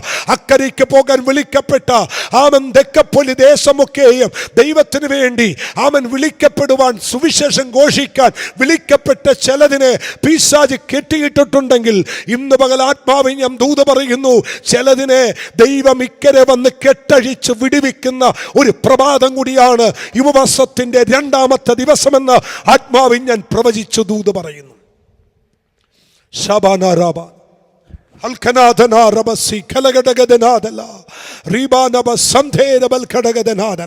അതിന്ന് പകൽ സംഭവിക്കാൻ പോകുന്നു. ഞാൻ വീണ്ടും വീണ്ടും പറയുന്നു, എവിടെയോ എവിടെയോ നിങ്ങൾ പ്രത്യാശ വെച്ച, നിങ്ങൾ വളരെ പ്രതീക്ഷ വെച്ച ചിലതിനെ പിശാച് കെട്ടിയിട്ടിട്ടുണ്ട്.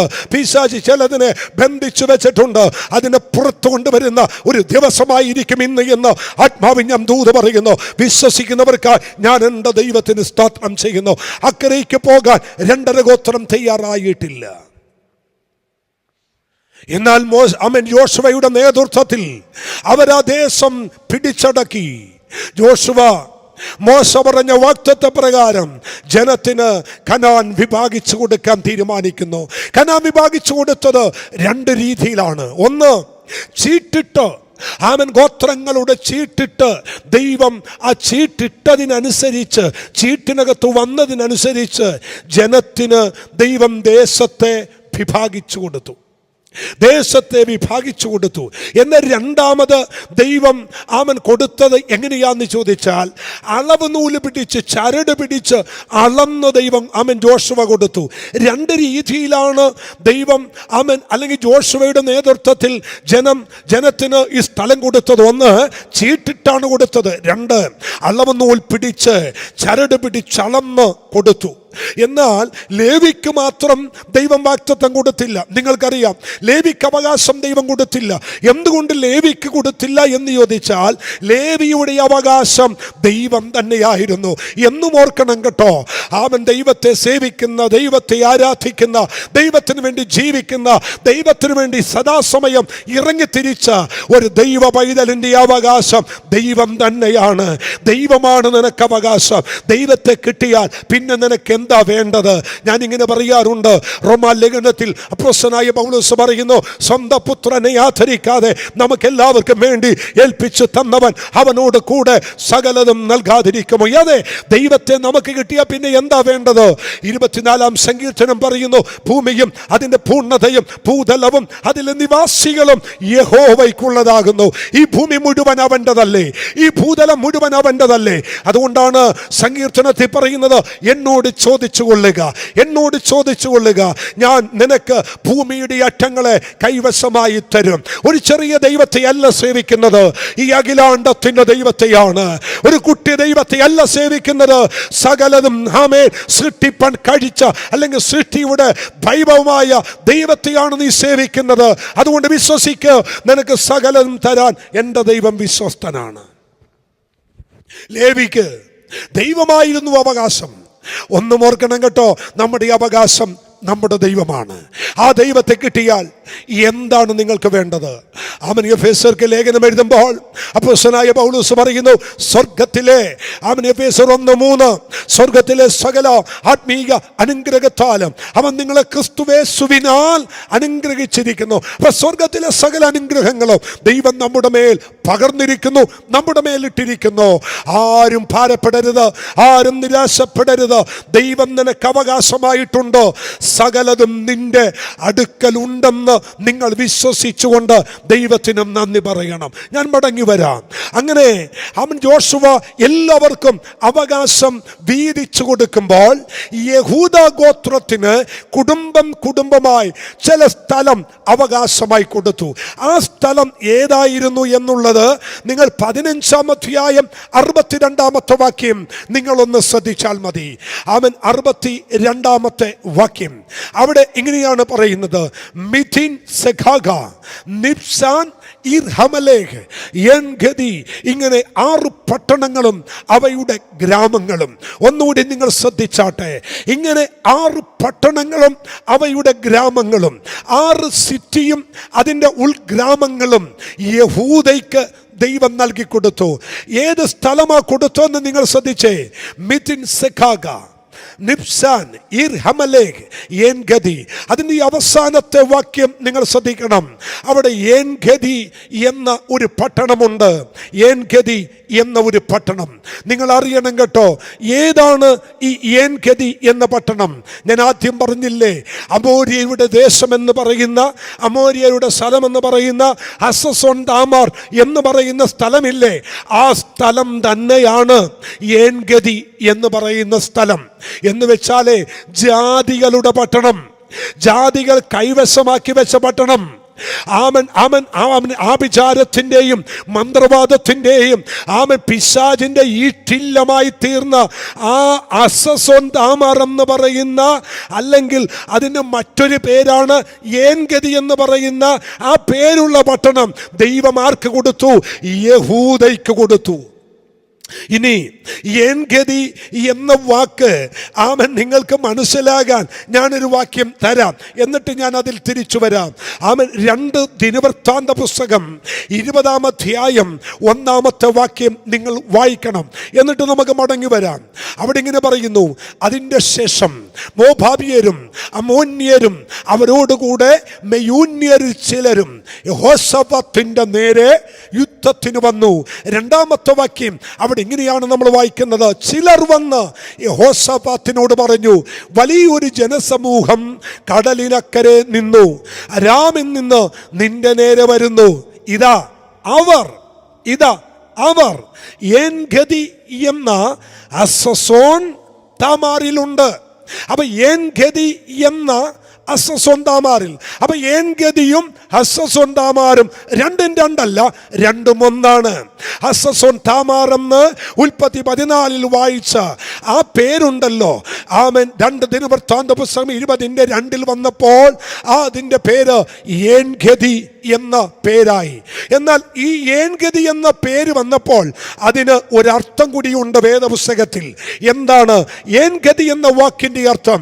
ഏൻഗതി എന്ന വാക്കിന്റെ അർത്ഥം ആട്ടിൻ കുട്ടിയുടെ ഉറവ എന്നാണ്. ശ്രദ്ധിക്കണമേ, ഹസസോൻ താമാർ അഥവാ ഏൻഗതി എന്ന വാക്കിന്റെ അർത്ഥം എന്താണ്? ആട്ടിൻ കുട്ടിയുടെ ഉറവ.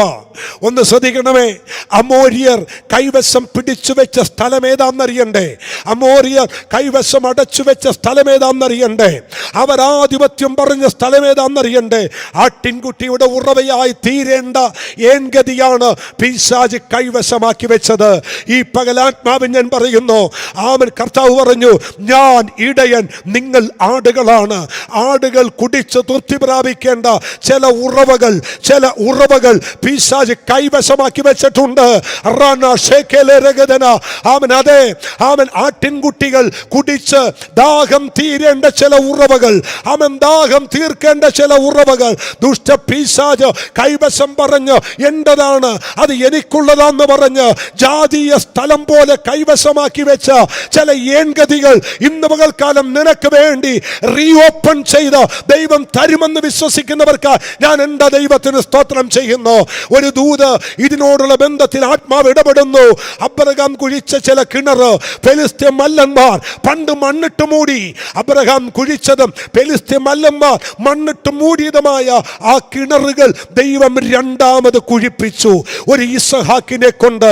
പരിശുദ്ധൻ പറയുന്നു, നീയും നിന്റെ തലമുറയും പിൻതലമുറകളും അനുഭവിക്കേണ്ട ചില നന്മകൾ കാലഘട്ടങ്ങൾ മാറിമറിഞ്ഞപ്പോൾ ശത്രു മണ്ണിട്ട് മൂടിക്കളഞ്ഞെങ്കിൽ ഉപവാസത്തിന്റെ നടുവിൽ ആത്മാവിഞ്ഞം ദൂത് പറയുന്നു, ദൈവം അത് തിരിച്ചു കൊണ്ടുവരും. ദൈവം തിരിച്ചു പിടിക്കാൻ നമ്മുടെ തലമുറകളുടെ മേൽ ദൈവത്തിന്റെ കൃപയും കൃപാവരങ്ങളും ഇന്ന് പകൽ പകരുമെന്ന് വിശ്വസിക്കുന്നവർ ദൈവത്തെ ഒന്ന് സ്തുതിച്ച്, ദൈവത്തെ ആരാധിച്ച്, ദൈവത്തിന് മഹത്വം കൊടുത്ത് ആത്മാവിഞ്ഞൻ പ്രവചിച്ചു പറയുന്നു, ഇല്ല, ഹസസോൻ താമാർ എന്ന് പറയുന്ന ഏൻഗതി എന്ന് പറയുന്ന ആട്ടിൻകുട്ടിയുടെ ഉറവയാകേണ്ട ആ പട്ടണം ദൈവം തിരിച്ചു പിടിക്കും. പക്ഷെ ഒരു കാര്യമുണ്ട്, ആ പട്ടണം ദൈവം ജോഷുവയുടെ നേതൃത്വത്തിൽ അളന്നു കൊടുത്തപ്പോൾ 12 ഗോത്രങ്ങളിൽ ആ പട്ടണം കൊടുക്കാൻ ദൈവം ആഗ്രഹിച്ചത് ആരുടെ കയ്യിലാണെന്നറിയാമോ? യഹൂദയുടെ കയ്യിലാണ്. എന്താണ് യഹൂദയ്ക്ക് ദൈവം കൊടുത്തത്? എല്ലാവരുടെ കയ്യിൽ ദൈവമെല്ലാം തരില്ല. ശ്രദ്ധിക്കണം, എല്ലാവരുടെ കയ്യിലും എല്ലാം ദൈവം തരില്ല. ചുമ്മാ കയ്യും കെട്ടിയിരിക്കുന്നവന്റെ കയ്യിൽ ജാതിയന്റെ പട്ടണം തരില്ല. ചുമ്മാ തെക്ക് വടക്ക് നടക്കുന്നവന്റെ കയ്യിൽ ദൈവം ജാതികളുടെ പട്ടണം അവകാശമായി തരത്തില്ല. ദൈവത്തെ നേരെ ചൊവ്വെ ആരാധിക്കാത്തവന്റെ കയ്യിൽ, ദൈവത്തിന് വേണ്ടി ജീവിക്കാത്തവന്റെ കയ്യിൽ, ദൈവത്തിന് വേണ്ടി ദാഹമില്ലാത്തവന്റെ കയ്യിൽ ദൈവം ഒരു പട്ടണം തരത്തില്ല. ദൈവം ഒരു പട്ടണം ആരുടെ കയ്യിൽ കൊടുക്കണമെങ്കിൽ ആത്മാവിൽ എരിവുള്ളവന്റെ കയ്യിൽ, ആത്മാവിൽ ദാഹമുള്ളവന്റെ കയ്യിൽ അല്ല, ആത്മാവിൽ കത്തുന്നവന്റെ കയ്യിൽ മാത്രമേ ദൈവം ശത്രുവിന്റെ പട്ടണത്തെ ദൈവം കൊടുക്കുകയുള്ളൂ. എന്താണ് ഈ യഹൂദയുടെ പ്രത്യേകത? നമുക്ക് നോക്കാം അവന്റെ അനുഗ്രഹങ്ങളുടെ ആരംഭം ഒന്ന് നോക്കാം. യഹൂദയുടെ അപ്പനായ യാക്കോബ് 12 മക്കളെ അനുഗ്രഹിക്കുന്ന ഒരു വാക്യം ഉൽപ്പത്തി 49 അധ്യായത്തിന്റെ 8 വാക്യത്തിലുണ്ട്. 49 ആമേൻ പ്രായം ചെന്ന് മരണക്കിടക്കയിൽ കിടക്കുന്ന വൃദ്ധനായ യാക്കോബ് മക്കളെ അനുഗ്രഹിക്കുന്ന കൂട്ടത്തിൽ രൂബേനെയും ഗാദിനെയും ശിമയോനെയും ഒക്കെ അനുഗ്രഹിച്ചു വരുമ്പോൾ യഹൂദയെ അനുഗ്രഹിക്കുന്ന വാക്യം ഉൽപ്പത്തി പുസ്തകം 49 8 വാക്യത്തിലുണ്ട്. ആ വാക്യം നിങ്ങൾ ഒന്ന് നോക്കിയാട്ടെ.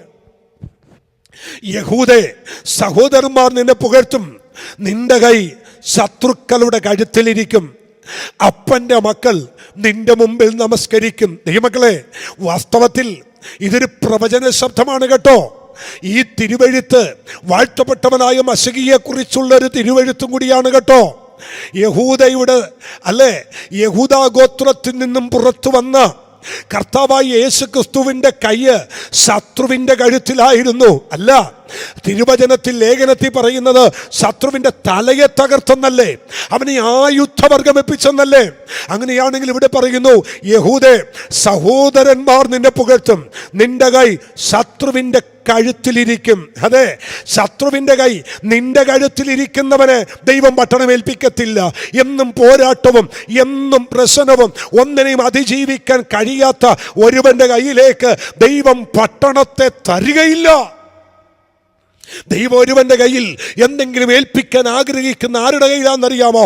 ശത്രുവിന്റെ മേൽ ജയഘോഷം കൊണ്ടവന്റെ കയ്യിലാ ദൈവം ചിലത് ഏൽപ്പിക്കുന്നത്. ദൈവമക്കളെ, ദൈവത്തിന്റെ വചനത്തിൽ ഒരു വാക്യമുണ്ട് യോഹന്നാന്റെ ലേഖനത്തിൽ, അവൻ നിങ്ങളിൽ ഉള്ളവൻ ലോകത്തിൽ ഉള്ളവനേക്കാൾ വലിയവനാണ്. നിങ്ങളുടെ അകത്തുള്ളവൻ ലോകത്തിൽ ഉള്ളവനേക്കാൾ വലിയവനാണ്. ഈ ചിന്ത അനുഭവിച്ചവർ, ഈ കാര്യം മനസ്സിലാക്കിയവർക്ക് മാത്രമേ ശത്രുവിനെ ജയിക്കാൻ കഴിയത്തുള്ളൂ. ശ്രദ്ധിച്ചേ, യഹൂദയുടെ ഒന്നാമത്തെ പ്രത്യേകത, അവന്റെ കൈ എപ്പോഴും ശത്രുവിന്റെ കഴുത്തിലാണ്. അവൻ ഒരിക്കലും ശത്രു അവനെ പിടിക്കാൻ യഹൂദ നിന്നു കൊടുക്കത്തില്ല.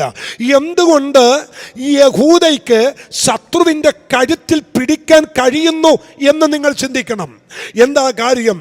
യഹൂദ എന്ന വാക്കിന്റെ അർത്ഥം സ്തുതി എന്നാണ്. സ്തുതി എന്നാണ്. അവൻ യഹൂദ എന്ന വാക്കിന്റെ അർത്ഥം ആരാധന അഥവാ സ്തുതിക്കുന്നവൻ എന്നാണ്. ആരുടെ കൈയാണ് ശത്രുവിന്റെ കഴുത്തിലിരിക്കുന്നത്? ആരുടെ കരമാണ് ശത്രുവിനെ പിടിച്ചടക്കുന്നത്? ഒരു കാര്യം ശ്രദ്ധിക്കണം, നല്ലതുപോലെ ദൈവത്തെ ആരാധിക്കുന്ന ഒരുവനെ പിശാചിന് ബന്ധിക്കാൻ കഴിയത്തില്ല. ആരാധന ചെറുതായി കാണരുത്. പല ദൈവമക്കൾക്കും ആരാധന ഒരു അവഹേളനമാണ്, ആരാധന ഒരു അലങ്കോലമാണ്, ആരാധന ഒരു ശബ്ദ കോലാഹലമാണ്. നോ, ഒരിക്കലുമല്ല. ദൈവത്തെ ആരാധിക്കുക എന്നുള്ളത് നമ്മുടെ ഉത്തരവാദിത്വമാണ്. ദൈവത്തെ ആരാധിക്കുമ്പോൾ ദൈവം ചെയ്യുന്ന ചില കാര്യങ്ങളുണ്ട്. തുടർന്ന് നമുക്ക് പഠിക്കാം, തുടർന്ന് നമുക്ക് ചിന്തിക്കാം. അത് മനസ്സിലാക്കി വേണമെങ്കിൽ 2-ാമത്തെ ദിവസം നിങ്ങൾ ദൈവത്തെ ആരാധിപ്പാനും ഈ ഉപവാസ പ്രാർത്ഥനയിൽ പങ്കെടുക്കുവാനും. ശ്രദ്ധിച്ചേ, യഹൂദയുടെ ചരിത്രം പഠിച്ചു വരുമ്പോൾ യഹൂദ എന്നും മുൻപിൽ നിന്ന് സ്തുതിക്കുന്നവനാ. യഹൂദയുടെ വാക്കിന്റെ അർത്ഥം സ്തുതി, ആരാധന എന്നാണ്. ആരാധിക്കുന്നവൻ എവിടെയാ പരാജയപ്പെട്ടിട്ടുള്ളത്? 1-2 കാര്യങ്ങൾ പറയാം. അബ്രഹാമിന്റെ ഒരു ചരിത്രം കൂടി ഒന്ന് തൊടാം. അബ്രഹാം എവിടെ പോയാലും യാഗപീഠം അടിക്കുന്നൊരു സ്വഭാവമുണ്ട്. യാഗപീഠമടിക്കും. താൻ കൂടാരമടിക്കുന്നതിന് മുൻപേ യാഗപീഠമടിക്കുമായിരുന്നു. താനും തൻ്റെ കുടുംബവും പാർക്കാൻ. അവൻ ഭവനമല്ലടിക്കുന്നത്, കൂടാരമല്ലടിക്കുന്നത്. കൂടാരമടിക്കുന്നതിന് മുൻപേ അബ്രഹാം യാഗപീഠമടിക്കുമായിരുന്നു. ദൈവത്തെ ആരാധിക്കുന്ന യാഗപീഠമടിച്ച അബ്രഹാമിനെ ഭൂമിയിൽ വെച്ച് ഏറ്റവും സമ്പന്നനാക്കിയില്ലേ? ഇനി ആരാധന ചെറുതാണോ? എബ്രായ ബാലന്മാരായ ശദ്രക്ക്, മേശക്ക്, അഭേദനഗോവ്, ഈ ദൈവം ഞങ്ങളെ വിടുവിച്ചാലും ഇല്ലെങ്കിലും ദുഷ്ടപിശാചിനെ ഞങ്ങൾ ആരാധിക്കത്തില്ല, ഞങ്ങളുടെ ദൈവത്തെ ഞങ്ങൾ ആരാധിക്കൂ എന്ന് പറഞ്ഞ് ആരാധിച്ച എബ്രായ ബാലന്മാരെ ദൈവം ഉയർത്തിയില്ലേ? ഇവിടുത്തെ രാജാവിനെ മാത്രമേ നമസ്കരിക്കാവൂ എന്ന് വിധി എഴുതിയിട്ടും തമ്പുരാനെ ആരാധിച്ച ദാനിയേലിനെ ആ ദേശത്തെ പ്രധാന ദേശത്തിന്റെ അധിപതിയാക്കി മാറ്റിയില്ലേ? ആരാധന ചെറുതല്ലെന്നേ. പൗലോസും ശീലാസും കയ്യിൽ കാരാഗൃഹത്തിൽ ചങ്ങലയിട്ട് ബന്ധിക്കപ്പെട്ട് ആമത്തിൽ പൂട്ടി അടക്കപ്പെട്ടപ്പോഴും ആരാധനയ്ക്ക് മടി കാണിക്കാതെ ആരാധിച്ച ആ ദൈവപുരുഷന്മാരെ ആരാധന നിമിത്തമല്ലേ ആ ദേശത്തും ആ കാരാഗൃഹത്തിലും ദൈവം ഉപയോഗിച്ചത്? ആരാധന ചെറുതല്ലെന്നേ, ആരാധന ചെറുതായി കാണരുതെന്നേ. ആരാധിക്കുന്നവന്റെ കൈ ശത്രുവിന്റെ കഴുത്തിലാണ്. ഈ ഫോർട്ടുകൊച്ചി പട്ടണത്തിൽ ദൈവം ഞങ്ങളെ നിർത്തിയതിന്റെ ഏക കാരണം എന്നാണെന്നറിയാമോ? ആരാധനയാണ്. തിയോളജി കൂടിയത് കൊണ്ടല്ല ദൈവം ഞങ്ങൾ ഇവിടെ നിർത്തിയത്. വചന പാണ്ഡിത്യമല്ല ദൈവം ഞങ്ങൾ ഇവിടെ നിർത്തിയത്. ദൈവം നിർത്തിയതിന്റെ ഒന്നാമത്തെ കാരണം ആരാധനയാണ്. എന്നെ കേട്ടുകൊണ്ടിരിക്കുന്ന ദൈവജനമേ, നിങ്ങൾ ഒരിക്കൽ ഈ മെസ്സേജ് കേൾക്കുന്നത് വാഹനത്തിലിരുന്നാകാം. ഒരുപക്ഷെ നിങ്ങൾ ഈ മെസ്സേജ് കേൾക്കുന്നത് നിങ്ങളുടെ ബെഡ്റൂമിനകത്തിരുന്നാകാം. അവൻ ഇത് കേട്ടുകൊണ്ടിരിക്കുമ്പോൾ കരമടിച്ച് ദൈവത്തെ ആത്മാവിൽ ആരാധിക്കാൻ തയ്യാറാകുക. നിങ്ങൾ ആരാധിച്ചുകൊണ്ടിരിക്കുമ്പോൾ തന്നെ നിങ്ങളുടെ മേൽ അതിശക്തമായ ആത്മാവിന്റെ കൃപകൾ ഇന്ന് പകൽ ചലിച്ചു തുടങ്ങും. ആത്മാവിന്റെ കൃപയുടെ വ്യാപാരങ്ങൾ ഇന്ന് പകൽ ചലിച്ചു തുടങ്ങും. നിങ്ങൾ ഇരിക്കുന്ന മുറി ആരാധനയുടെ ഇടമാക്കി ദൈവം മാറ്റും. ഞാൻ എൻ്റെ ദൈവത്തിന് സ്തോത്രം ചെയ്യുന്നു. യഹൂദയുടെ പ്രത്യേകത, അവന്റെ കൈ ശത്രുവിന്റെ കഴുത്തിലാണ്. എന്നാൽ ഇവിടെ വായിച്ചേ, ന്യായാധിപന്മാരുടെ പുസ്തകം എന്നെടുത്ത് ന്യായാധിപന്മാർ 1-ാമത്തെ അധ്യായം വായിക്കുമ്പോൾ ന്യായാധിപന്മാരുടെ ചരിത്രം ആരംഭിക്കുകയാണ് കേട്ടോ. ഒത്നിയേൽ മുതൽ ശമൂവേൽ എന്ന് പറയുന്ന ആ വലിയ മനുഷ്യനായ 15 ന്യായാധിപന്മാരുടെ ചരിത്രം പഠിച്ചു വരുമ്പോൾ ദൈവം ആദ്യമായിട്ട് യുദ്ധത്തിന് പുറപ്പെടുവാൻ, യുദ്ധത്തിന് വിടാൻ ദൈവം തീരുമാനിച്ചത് ആരെയാണ്? അവർ ചോദിക്കുന്ന ന്യായാധിപന്മാരുടെ പുസ്തകം 1-ാം അധ്യായം അതിൻ്റെ 2-ാമത്തെ വാക്യം. ദൈവത്തോട് ചോദിക്കും, ദൈവമേ, ഞങ്ങളിൽ ആരാണ് യുദ്ധത്തിന് പോകേണ്ടത്? ഞങ്ങൾ ആര് പോയി യുദ്ധത്തിന് പോകണം? അവിടെ 2-ാം വാക്യത്തിൽ ദൈവം തന്നെ പറയുന്നു, യഹൂദ പുറപ്പെടട്ടെ. ദൈവമക്കളെ, യഹൂദ പുറപ്പെടട്ടെ. ഒരു വാക്യം പരിശുദ്ധാത്മാവിൽ ഞാൻ ഇങ്ങനെ പറയുന്നു. ആമൻ, ഞാൻ 2 കാര്യങ്ങൾ നിങ്ങളുടെ മുമ്പിൽ കൊണ്ടുവന്നു. ഒന്ന്, ആമൻ, ഹസസോൻ താമാർ എന്ന് പറയുന്ന ജാതികളുടെ പട്ടണം, അത് ഏൻഗതി എന്ന് പറയുന്ന ആട്ടിൻകുട്ടിയുടെ ഉറവയായ പട്ടണം, ജാതികൾ കൈവശമാക്കി വെച്ച പട്ടണം, അവൻ ദുഷ്ടപിശാച് കൈവശമാക്കി അടക്കം വെച്ച പട്ടണം ദൈവം ഒരുവനെ ഏൽപ്പിക്കാൻ തീരുമാനിച്ചു. ആരുടെ കയ്യിലാ ദൈവം കൊടുത്തത്? യഹൂദയുടെ കയ്യിൽ. എന്താണ് യഹൂദയുടെ പ്രത്യേകത? യഹൂദയുടെ പ്രത്യേകത, അപ്പൻ അവനെ അനുഗ്രഹിച്ചപ്പോൾ ഇങ്ങനെ പറയുന്നു, അവൻ ശത്രുവിന്റെ കഴുത്തിൽ യഹൂദയുടെ കൈയിരിക്കും. അപ്പൊ ആരുടെ കയ്യിലാ ദൈവം അത് കൊടുത്തത്? എവിടെയാണോ ശത്രു ഉള്ളത്, എവിടെയാണോ ശത്രുവിന്റെ കഴുത്തിൽ കൈപിടിച്ചിരിക്കുന്നത്, അവനെയാണ് ദൈവം അവൻ പട്ടണമേൽപ്പിച്ചത്. ആ പട്ടണം ഇപ്പോൾ ആരുടെ കയ്യിലാണ്? യഹൂദയുടെ കയ്യിലാണ്. ആ യഹൂദയുടെ പ്രത്യേകത എന്ത്? യഹൂദ എന്ന വാക്കിന്റെ അർത്ഥം സ്തുതി എന്നാണെന്ന് ഞാൻ പറഞ്ഞു. എന്നാ ശ്രദ്ധിച്ചേ, അവൻ ആ യഹൂദ പുറപ്പെടട്ടെ. ആര് വേണം യുദ്ധത്തിന് പോകാൻ? ദൈവത്തോട് ചോദിച്ചപ്പോൾ ദൈവം പറയുന്നു, മറ്റാരും പോവരുത്. രൂബേൻ ഗോത്രം പോവരുത്, ഗാദ്യന്യർ പോവരുത്, ആമൻ ആശേർ ഗോത്രം പോവരുത്. ആദ്യം പോകേണ്ടത് യഹൂദ ഗോത്രമാണ്. നിങ്ങൾ ശ്രദ്ധിച്ചേ, ഒരു യുദ്ധം നടക്കുമ്പോൾ ആ യുദ്ധത്തിൽ ആമൻ വീരന്മാർ ആദ്യം പുറപ്പെട്ടു പോയി ആദ്യം ശത്രുവിനെ കീഴടക്കുന്നത് പോലെ ഒരു യുദ്ധം തന്ത്രം പഠിച്ച, യുദ്ധതന്ത്രം മെനഞ്ഞ് പഠിച്ച് യുദ്ധം ചെയ്യാൻ റെഡിയായി മുന്നോട്ട് പോകുന്ന ഒരു യുദ്ധവീരനായ കുറച്ചു പേർ മുന്നോട്ട് പോയി ശത്രുവിനെ പരാജയപ്പെടുത്തി മുന്നോട്ട് പോകുന്നത് പോലെ ദൈവം പറയുന്നു, ആമൻ ഇവിടെ യുദ്ധം ചെയ്യാൻ മുന്നോട്ട് പോകേണ്ടത് മറ്റാരുമല്ല, യുദ്ധം ചെയ്യാൻ പോകേണ്ടത് യഹൂദയാണ്. ശ്രദ്ധിച്ചേ, ആമൻ ശത്രു യുദ്ധത്തിന് സന്നാഹമായി നിൽക്കുമ്പോൾ നിനക്കും നിന്റെ കുടുംബത്തിനുമെതിരെ ശത്രു ആമൻ ചില കാര്യങ്ങൾ മെനഞ്ഞ് നിന്നെ പരാജയപ്പെടുത്താൻ മുന്നിൽ നിൽക്കുമ്പോൾ ദൈവം പറയുന്നു, യഹൂദ പുറപ്പെടട്ടെ. ആര് പുറപ്പെടണം? അവരെ ജയിക്കാൻ ചില വഴികൾ തുറക്കപ്പെടാൻ യഹൂദ പുറപ്പെടട്ടെ. എന്താണ് യഹൂദ? സ്തുതിക്കുന്ന ആരാധിക്കുന്നവൻ ആദ്യം പുറപ്പെടട്ടെ. ആരാധിക്കാൻ മുന്നോട്ട് പോകുന്നവൻ ആദ്യം മുന്നോട്ട് പോട്ടെ. ആത്മാവിൽ കുതിച്ച് നൃത്തം ചെയ്യുന്നവൻ ആദ്യം പോകട്ടെ. അവൻ മുന്നിൽ പോയാൽ പുറകിൽ പരാജയമല്ല. ഒരു ദൂതാത്മാവിൽ ഞാൻ പറയുന്നു, അവൻ കുടുംബത്തിന്റെ അകത്ത് ആരാധിക്കുന്നവൻ മുന്നിൽ നിൽക്കട്ടെ, സഭയിൽ ആരാധിക്കുന്നവൻ മുന്നിൽ നിൽക്കട്ടെ, ലീഡർഷിപ്പ് ലീഡർഷിപ്പിൽ ആരാധിക്കുന്നവൻ മുന്നിൽ നിൽക്കട്ടെ. കമ്മിറ്റിക്കകത്ത് ആരാധിക്കുന്നവൻ മുന്നിൽ നിൽക്കട്ടെ. അവൻ കാശുള്ളവനല്ല മുന്നിൽ നിൽക്കേണ്ടത്, കഴിവുള്ളവനല്ല മുന്നിൽ നിൽക്കേണ്ടത്. അവൻ മുന്നിൽ നിൽക്കേണ്ടത് സ്തുതിക്കുന്ന യഹൂദയത്രേ മുന്നിൽ നിൽക്കേണ്ടത്. Price the Lord. നമുക്ക് മടങ്ങി വരാം. അവൻ ദൈവം പറയുന്നത് യഹൂദ പുറപ്പെടട്ടെ, യഹൂദ പുറപ്പെടട്ടെ. ദൈവമക്കളെ, കാലങ്ങൾ മാറിക്കഴിഞ്ഞു കേട്ടോ. ഇപ്പോൾ അവൻ ഉൽപ്പത്തി പുസ്തകം 14 തൊട്ട് നിങ്ങൾ ശ്രദ്ധിച്ചു പഠിച്ചു. 14-ാം അധ്യായത്തിൽ ജാതികളുടെ പട്ടണം, ആ പട്ടണം ദൈവം കൊണ്ടുവന്ന് അബ്രഹാമിന്റെ കാലത്ത് അബ്രഹാമിന്റെ കയ്യിൽ ഏൽപ്പിച്ചു. അത് കഴിഞ്ഞ് അവൻ ദൈവം ജോഷുവയുടെ നേതൃത്വത്തിൽ അളന്നു കൊടുത്തപ്പോൾ അത് യഹൂദയ്ക്ക് കൊടുക്കുന്നു. എന്താണ് യഹൂദയുടെ പ്രത്യേകത എന്ന് ഞാൻ പറഞ്ഞ് അവസാനിപ്പിച്ചു. എന്നാൽ കാലങ്ങൾ കഴിഞ്ഞു. സ്തുതിക്കുന്ന യഹൂദയ്ക്ക് കിട്ടിയ ഈ ഏൻഗതി എന്ന് പറയുന്ന ഈ പട്ടണം ഇപ്പോൾ കാലങ്ങൾ മാറി, അന്തരീക്ഷങ്ങൾ മാറി. 1 ശമൂവേലിന്റെ പുസ്തകം 23-ാം അധ്യായം അതിന്റെ 29-ാം വാക്യം നിങ്ങളൊന്ന് ശ്രദ്ധിച്ചേ. 1 ശമൂവേൽ 23 അതിന്റെ 29-ാമത്തെ വാക്യം. ആ വാക്യം ഇങ്ങനെയാണ് നമ്മൾ വായിക്കുന്നത്. ദാവീദോ അവിടം വിട്ട് കയറിപ്പോയി ഏൻഗദിയിലെ ദുർഗങ്ങളിൽ ചെന്ന് പാർത്തു. ഇപ്പോൾ ഏൻഗതി എന്ന് പറയുന്ന ആട്ടിൻകുട്ടിയുടെ ഉറവയായ, സ്തുതിക്കുന്നവന്റെ കയ്യിലേൽപ്പിച്ച, ആരാധിക്കുന്നവന്റെ കയ്യിലേൽപ്പിച്ച, ആമൻ ആമൻ ജമൻ ആമൻ യുദ്ധം ചെയ്ത് പിടിക്കാൻ കഴിവുള്ളവന്റെ കയ്യിൽ ഏൽപ്പിച്ച ഏൻഗതി എന്ന് പറയുന്ന ഈ പട്ടണം ദാവീദിന്റെ കാലം വന്നപ്പോ ദുർഗങ്ങളായി മാറി. എന്ന് വെച്ചാൽ എന്നെ പറ്റിയെന്നറിയാമോ? ആമൻ നമുക്കറിയത്തില്ലേ? ആമൻ നമ്മൾ കേട്ടിട്ടില്ലേ? കുറ്റവാളികൾ പോയി ഒളിച്ചിരിക്കുന്ന സ്ഥലം ആമൻ അതുപോലൊരു സ്ഥലമാക്കി പിശാച് അതിനെ മാറ്റിക്കളഞ്ഞു. എന്താണ് ഏൻഗതിയുടെ അർത്ഥം? ആട്ടിൻകുട്ടിയുടെ ഉറവ. ആമൻ നൂറുകണക്കിന്, ആയിരക്കണക്കിന്, പതിനായിരക്കണക്കിന് ആടുകൾ ആമൻ ഉറവിൽ നിന്നും വെള്ളം കുടിക്കേണ്ട ഏൻഗതി ഇപ്പോൾ ദുർഗമാക്കി പിശാച് മാറ്റി. ഇത് സഭയുടെ ചരിത്രമാണ്, ഇത് കുടുംബത്തിന്റെ ചരിത്രമാണ്. കഴിഞ്ഞ കാലങ്ങളിൽ ആട്ടിൻകുട്ടിയുടെ ഉറവ പോലെ ആമൻ ഒഴുകിക്കൊണ്ടിരുന്ന ഉറവയായ നിന്റെ ഭവനത്തെ പിശാച് ദുർഗമാക്കി മാറ്റിയില്ലേ?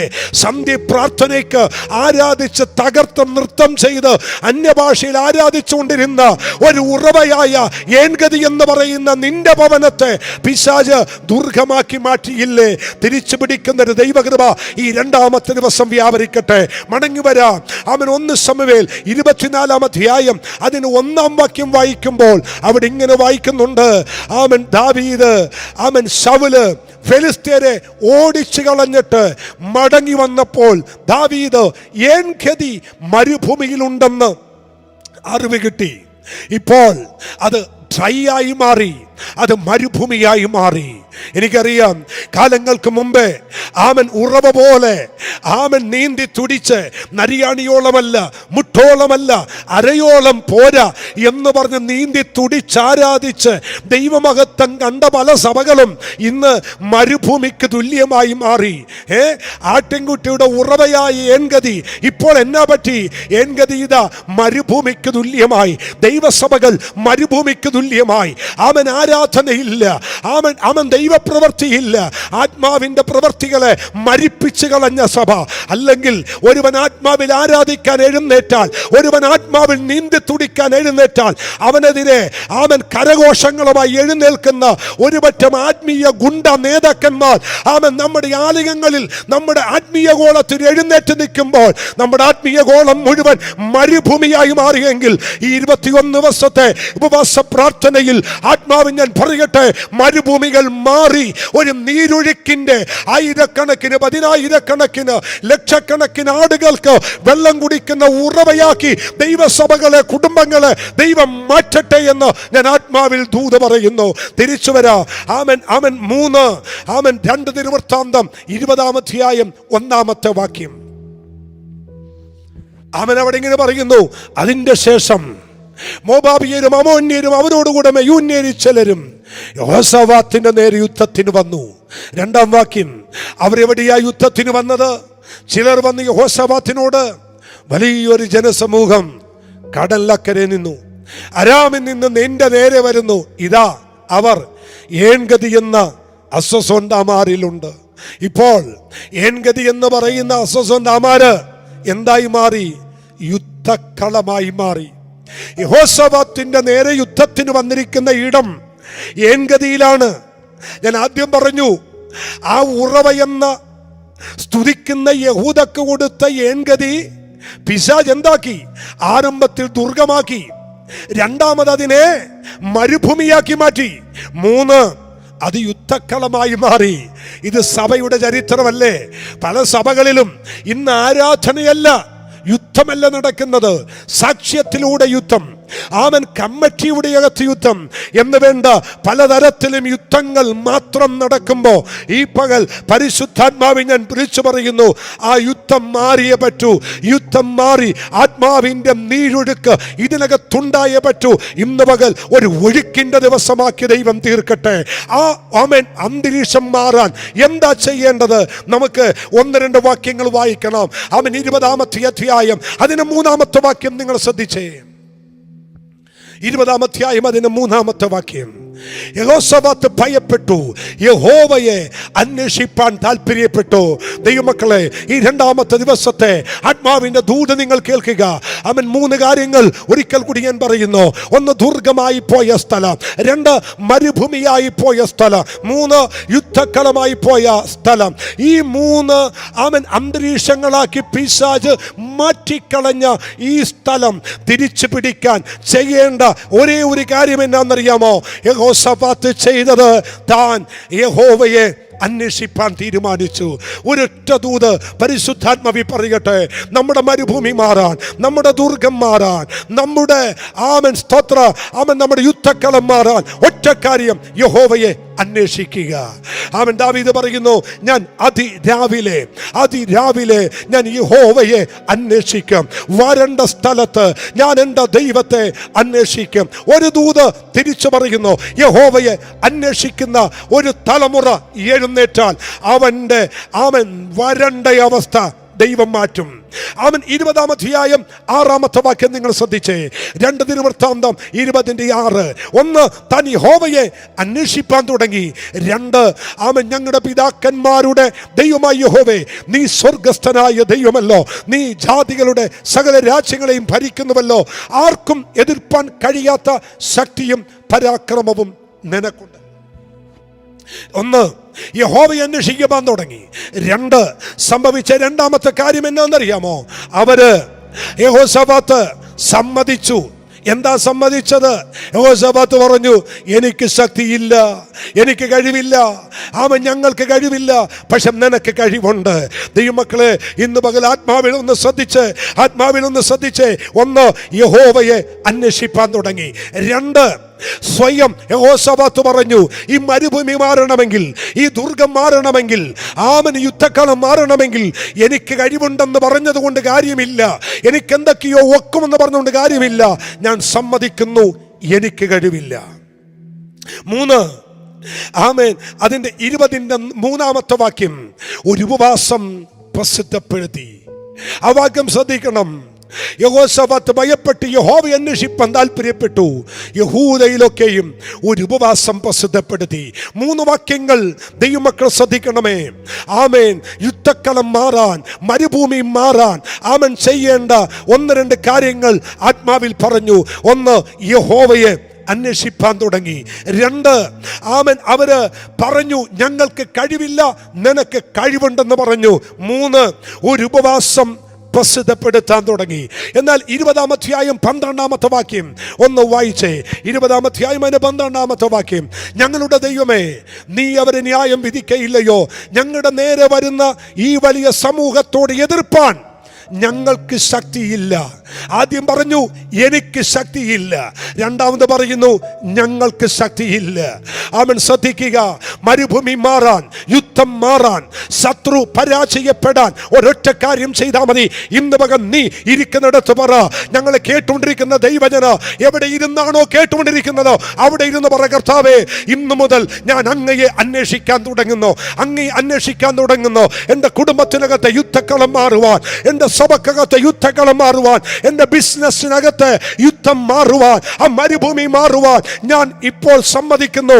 ഞാൻ അങ്ങയെ അന്വേഷിപ്പാൻ തുടങ്ങുന്നു. അവൻ എനിക്ക് കഴിവില്ല എന്ന് ഞാൻ സമ്മതിക്കുന്നു. ഞങ്ങൾക്ക് കഴിവില്ല എന്ന് ഞങ്ങൾ സമ്മതിക്കുന്നു. ഞങ്ങൾ ഉപവസിക്കാൻ തീരുമാനിക്കുന്നു. ഞങ്ങൾ പ്രാർത്ഥിക്കാൻ തീരുമാനിക്കുന്നു. കർത്താവേ, ആമേൻ, ഞങ്ങളുടെ യുദ്ധക്കളം മാറ്റണമേ. ശ്രദ്ധിച്ചേ, ഇവിടെ സംഭവിച്ചത് എന്താണെന്ന് നിങ്ങൾ തിരിച്ചറിയണം. മരുഭൂമിയും ദുർഗവും യുദ്ധക്കളമായ ഏൻഗതി ഇപ്പോൾ എന്തായെന്ന് നിങ്ങൾ ഒരു വാക്യം ശ്രദ്ധിക്കണം. അതിന് 14-15 വാക്യങ്ങൾ ഒന്ന് വായിച്ചാൽ മതി. 14-15. അപ്പോൾ സമാമധ്യം വെച്ച് യഹോവയുടെ യഹോവയുടെ ആത്മാവ് ആസാവിന്റെ പുത്രന്മാരിൽ മത്തന്യാവിന്റെ മകനായ യഹീലിന്റെ മകനായ ബെനിയാവിന്റെ മകനായ സക്രിയാവിന്റെ മകൻ യഹനിയേൽ എന്ന ഒരു ലേവിയന്റെ മേൽ വന്നു. ദേ നോക്കിക്കേ, മരുഭൂമി മാറാൻ തുടങ്ങി. അവൻ ദൈവശബ്ദമില്ലാതെ ഉണങ്ങി വരണ്ട് മരുഭൂമിയായി ദുർഗമായി യുദ്ധക്കളമായി പോയ ആ സ്ഥലത്ത് യഹോവയുടെ ആത്മാവ് ചലിക്കാൻ തുടങ്ങി. ഇതൊരു ദൂതാണ് കേട്ടോ. എത്ര മരുഭൂമി മാറാനും ഒരു കാര്യം ആത്മാവിൽ ചെയ്താൽ മതി. ആമേൻ, എനിക്ക് കഴിവില്ലെന്ന് പറഞ്ഞങ്ങ് സറണ്ടർ ചെയ്താൽ മതി. ഞങ്ങൾക്ക് കഴിവില്ലെന്ന് പറഞ്ഞ് സറണ്ടർ ചെയ്യാൻ ആര് തയ്യാറാകുമോ അവിടെ എനിക്ക് വേണ്ടി നിനക്ക് വേണ്ടി എഴുന്നേൽക്കുന്ന ഒരു ദൈവമുണ്ടെന്ന് ദൈവസഭ തിരിച്ചറിയണം. തീർന്നില്ല. അതിൻ്റെ 21-22 വാക്യങ്ങൾ കുറെ കൂടി വ്യക്തമാണ്. 21-22 വാക്യങ്ങൾ. പിന്നെ അവൻ ജനത്തോട് ആലോചിച്ചിട്ട് വിശുദ്ധ വസ്ത്രാലങ്കാരം ധരിച്ച് സൈന്യത്തിൻ്റെ മുമ്പിൽ നടന്നുകൊണ്ട് വാഴ്ത്തുവാനും യഹോവയെ സ്തുതിക്കുവാനും അവൻ്റെത് എന്നേക്കുമുള്ളതല്ലോ എന്ന് ചൊല്ലുവാനും യഹോവയ്ക്ക് സംഗീതക്കാരെ നിയമിച്ചു. ദേ, യുദ്ധക്കളം മാറാൻ, മരുഭൂമി മാറാൻ, ദുർഗം മാറാൻ ഒരു കാര്യം കൂടി ചെയ്തു. അവർ പാടി ആരാധിക്കാൻ തുടങ്ങി. ഞാൻ തുടക്കത്തിൽ പറഞ്ഞു, ആരാധന ചെറുതല്ല. ഏത് മരുഭൂമിയും മാറും, ഏത് ദുർഗവും മാറും, ഏത് യുദ്ധക്കളവും മാറും. ഒറ്റ കാര്യം ചെയ്തു, അവർ ദൈവത്തെ ആരാധിച്ചു. ആരാധിച്ചപ്പോൾ എന്നാ സംഭവിച്ചത്? 22-ാമത്തെ വാക്യം. അവർ പാടി സ്തുതിച്ചു തുടങ്ങിയപ്പോൾ യഹൂദയ്ക്ക് വിരോധമായി വന്ന അമോന്യരെയും മോബാബേരുടെയും സേയ് പർവ്വതക്കാരുടെയും നേരെ പതിയിരിപ്പുകാരെ വരുത്തി. അങ്ങനെ അവർ തോറ്റുപോയി. ഉപവാസം പ്രസിദ്ധപ്പെടുത്തി.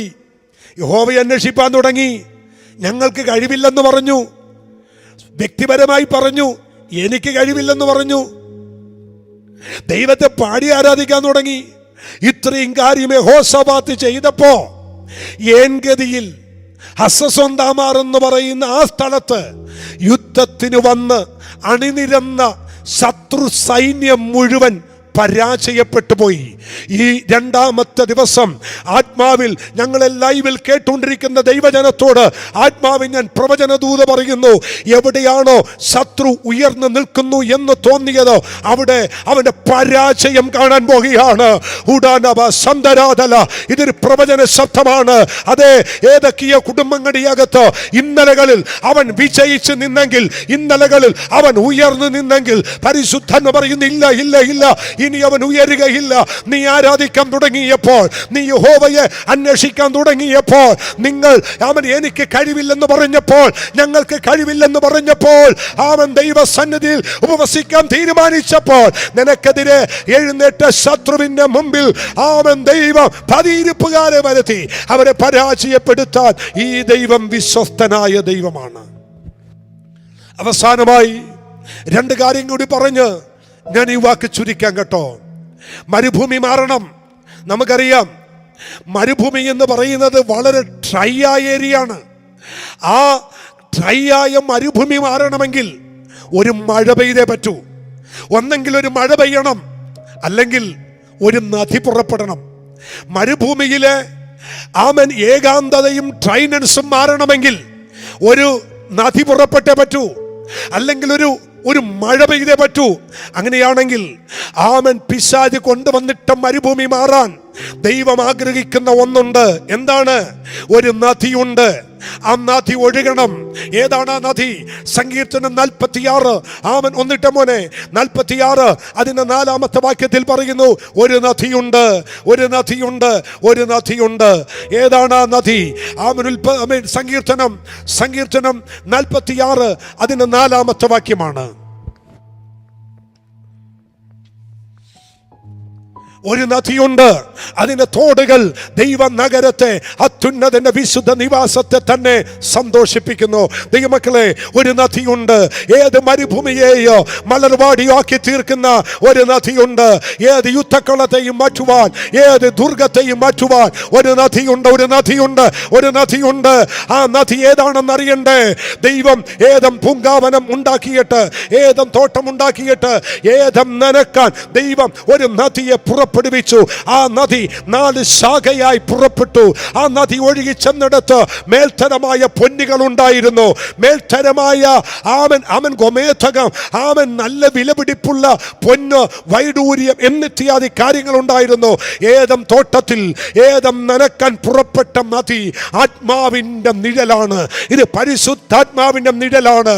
മരുഭൂമി മാറ്റുന്ന, ദുർഗം മാറ്റുന്ന, അവൻ യുദ്ധക്കളം മാറ്റുന്ന ഒരു നദി ഈ 2-ാമത്തെ ദിവസം ഇതിനകത്ത് പുറപ്പെട്ടു തുടങ്ങിയാണ്. യെസ്, എനിക്കറിയാം. ഒരു പക്ഷേ നിങ്ങൾ വീട്ടിലിരുന്ന് ഈ മെസ്സേജ് കേട്ടുകൊണ്ടിരിക്കുമ്പോൾ, അല്ല, നിങ്ങൾ വാഹനത്തിനകത്തിരുന്ന് ഈ മെസ്സേജ് കേട്ടുകൊണ്ടിരിക്കുമ്പോൾ, നിങ്ങൾ ഇരിക്കുന്നിടത്ത് നരിയാണിയോളമല്ല, മുട്ടോളമല്ല, അരയോളമല്ല നീന്തിയിട്ടല്ലാതെ കടപ്പാൻ കഴിയാത്ത ഒരാത്മാവിന്റെ പ്രവാഹം, ഒരാത്മാവിന്റെ നദി നിങ്ങളുടെ കൂടാരങ്ങളുടെ അകത്ത്, അല്ല, നിങ്ങൾ ഉൾക്കൊണ്ടുവരുന്ന ദൈവസഭക്കകത്ത് ഒഴുക്കാൻ എൻ്റെ ദൈവം വിശ്വസ്തനാണ്. ഒരു നദിയുണ്ട്, ഒരു നദിയുണ്ട്. ഏതാണ് ഈ നദി? യെഹെസ്കേൽ പ്രവചനം 47:1 മുതൽ വായിക്കുമ്പോൾ, ആലയത്തിന്റെ ഉമ്മരപ്പടിയുടെ കീഴെ നിന്ന് ഒരു നദി പുറപ്പെട്ടു, ഒരു നദി പുറപ്പെട്ടു. യെഹെസ്കേൽ പ്രവചനം 47:1 വാക്യം വായിക്കുമ്പോൾ ഒരു നദി പുറപ്പെട്ടു. നിങ്ങൾ ശ്രദ്ധിച്ചു വായിക്കണമേ. അവൻ എന്നെ ആലയത്തിന്റെ പ്രവേശനത്തിന്റെ മടക്കി കൊണ്ടുവന്നപ്പോൾ ആലയത്തിന്റെ ഉമ്മരപ്പടിയുടെ കീഴെ നിന്ന് വെള്ളം കിഴക്കോട്ട് പുറപ്പെടുന്നത് ഞാൻ കണ്ടു. സൗരങ്ങളെ, ഈ വാക്യം വായിക്കുമ്പോൾ ഒരു പ്രവചനം കൂടി പറയാം കേട്ടോ, ഒരു പ്രവചനം കൂടി പറയാം. ഈ ആലയത്തിന്റെ കിഴക്കോട്ട് പോകുന്ന വെള്ളം എങ്ങോട്ടാ പോകുന്നറിയാമോ? ആലയത്തിന്റെ കിഴക്ക്, യെരുശലേമിന്റെ കിഴക്ക് വസിക്കുന്നത് ആരാണെന്ന് അറിയണ്ടേ? അവിടെ താമസിക്കുന്ന ജാതികളാണ്. ഇസ്രായേലിന്റെ കിഴക്ക് പാർക്കുന്നത് ജാതികളാണ്, വിജാതീയരാണ്. ആമേൻ. അമോന്യർ, മിഥ്യാന്യർ, കിഴക്ക് ദേശക്കാർ. അവൻ കിഴക്ക് ദേശക്കാർ എന്ന് പറയുന്നത് ജാതികളാണ്. അപ്പോൾ ആലയത്തിന്റെ ഉമ്മരപ്പടിയിൽ നിന്നും ഈ വെള്ളം നേരെ കിഴക്കോട്ട് പോകുന്നു എന്ന് വെച്ചാൽ ജാതികളെ പോലും തൊടുന്ന രീതിയിൽ, വിജാതിയരെ പോലും ഈ നദി തൊടുന്ന രീതിയിൽ, മറ്റുള്ളവരെ പോലും ഈ നദി പിടിക്കത്തക്ക രീതിയിൽ അല്ല, അകത്തളത്തിൽ മാത്രമല്ല ഈ നദി പുറപ്പെടുന്നത്. ആലയത്തിനകത്താണെങ്കിലും ഈ നദി പുറപ്പെടുന്നത് പുറത്തേക്കാണ്. ദേശത്ത് പിടിക്കത്തക്കവണ്ണം, ദേശം മൂടത്തക്കവണ്ണം ഒരു നദി ഇതിനകത്തുനിന്ന് പുറപ്പെടുകയാണ്. ഓക്കെ, അടുത്ത വാക്യം പറയുന്നു, ആ നദി പുറപ്പെട്ട് കിഴക്കോട്ടൊഴുകി വരികയാണ്. അത് ഏതാണ് ഈ നദി? ഇത് ആത്മാവിന്റെ നദിയാണ്. അതുകൊണ്ടാണ് ദൈവത്തിന്റെ വചനത്തിനകത്ത് യോഹന്നാന്റെ സുവിശേഷം 7-ാം അധ്യായം അതിന് 37-ാം വാക്യം പറയുന്നു, ഉത്സവത്തിന് മഹാദിനമായ ഒടുക്കത്തെ നാളിൽ യേശു നിന്നുകൊണ്ട് വിളിച്ചു പറയുന്നു, ദാഹിക്കുന്ന ഏവനും എന്റെ അടുക്കൽ വരട്ടെ. തിരുവെടുത്ത് പറയുന്ന പോലെ ജീവജലത്തിന്റെ നദികൾ പുറപ്പെട്ടു വരും, ജീവജലത്തിന്റെ നദികൾ പുറപ്പെട്ടു വരും. ഏതാണ് ആ നദി? ഞാൻ ഒന്നുകൂടി പറയുക, ഏതാണ് ആ നദി? നിങ്ങളുടെ മരുഭൂമി മാറ്റാൻ, നിങ്ങളുടെ ദുർഗങ്ങളെ മാറ്റാൻ, നിങ്ങളുടെ യുദ്ധക്കളം മാറ്റാൻ ഒരു മരുഭൂമിയിൽ ഒരു യുദ്ധക്കളത്തിൽ ഒരു നദി പുറപ്പെടുന്നുണ്ട്. ആ നദി ഏതാണെന്നറിയണ്ടേ? ഇത് ആത്മാവിന്റെ നദിയാണ്, ഇത് പരിശുദ്ധാത്മാവിന്റെ നദിയാണ്. ഈ നദി പുറപ്പെടാൻ തുടങ്ങിയാൽ ഒരിക്കലും ദുഷ്ടപിശാചിന് നിങ്ങളെ ഒന്നും ചെയ്യുവാൻ കഴിയത്തില്ല, ദുഷ്ടവ്യാപാരങ്ങൾക്ക് നിങ്ങളെ ഒന്നും ചെയ്യുവാൻ കഴിയത്തില്ല. ഹല്ലേലൂയ. ദൈവമക്കളെ, ഈ നദി ഒഴുകിയാലുള്ള പ്രത്യേകത എന്നാണെന്നറിയാമോ? ദൈവത്തിന്റെ വചനം പറയുന്നു, യെഹെസ്കേൽ 47:10 പറയുന്നു, ഈ നദി ഒഴുകി ചെല്ലുന്നിടത്ത് ധാരാളം മത്സ്യങ്ങൾ ഉണ്ടായി. അവിടുത്തെ മത്സ്യങ്ങൾ ഏറ്റവും വിലപിടിപ്പുള്ളതായിരുന്നു. അവിടുത്തെ മത്സ്യങ്ങൾ ഏറ്റവും വലിയ മത്സ്യങ്ങളായിരുന്നു. ഈ നദി ചെന്നിടത്ത് വലിയ മത്സ്യങ്ങൾ ഉണ്ടായിരുന്നു. അവസാനം നമ്മൾ വായിക്കുന്നത്, ഈ നദി ഒഴുകി ചെല്ലുന്നിടത്ത് വെള്ളം പഥ്യമായി തീർന്നു.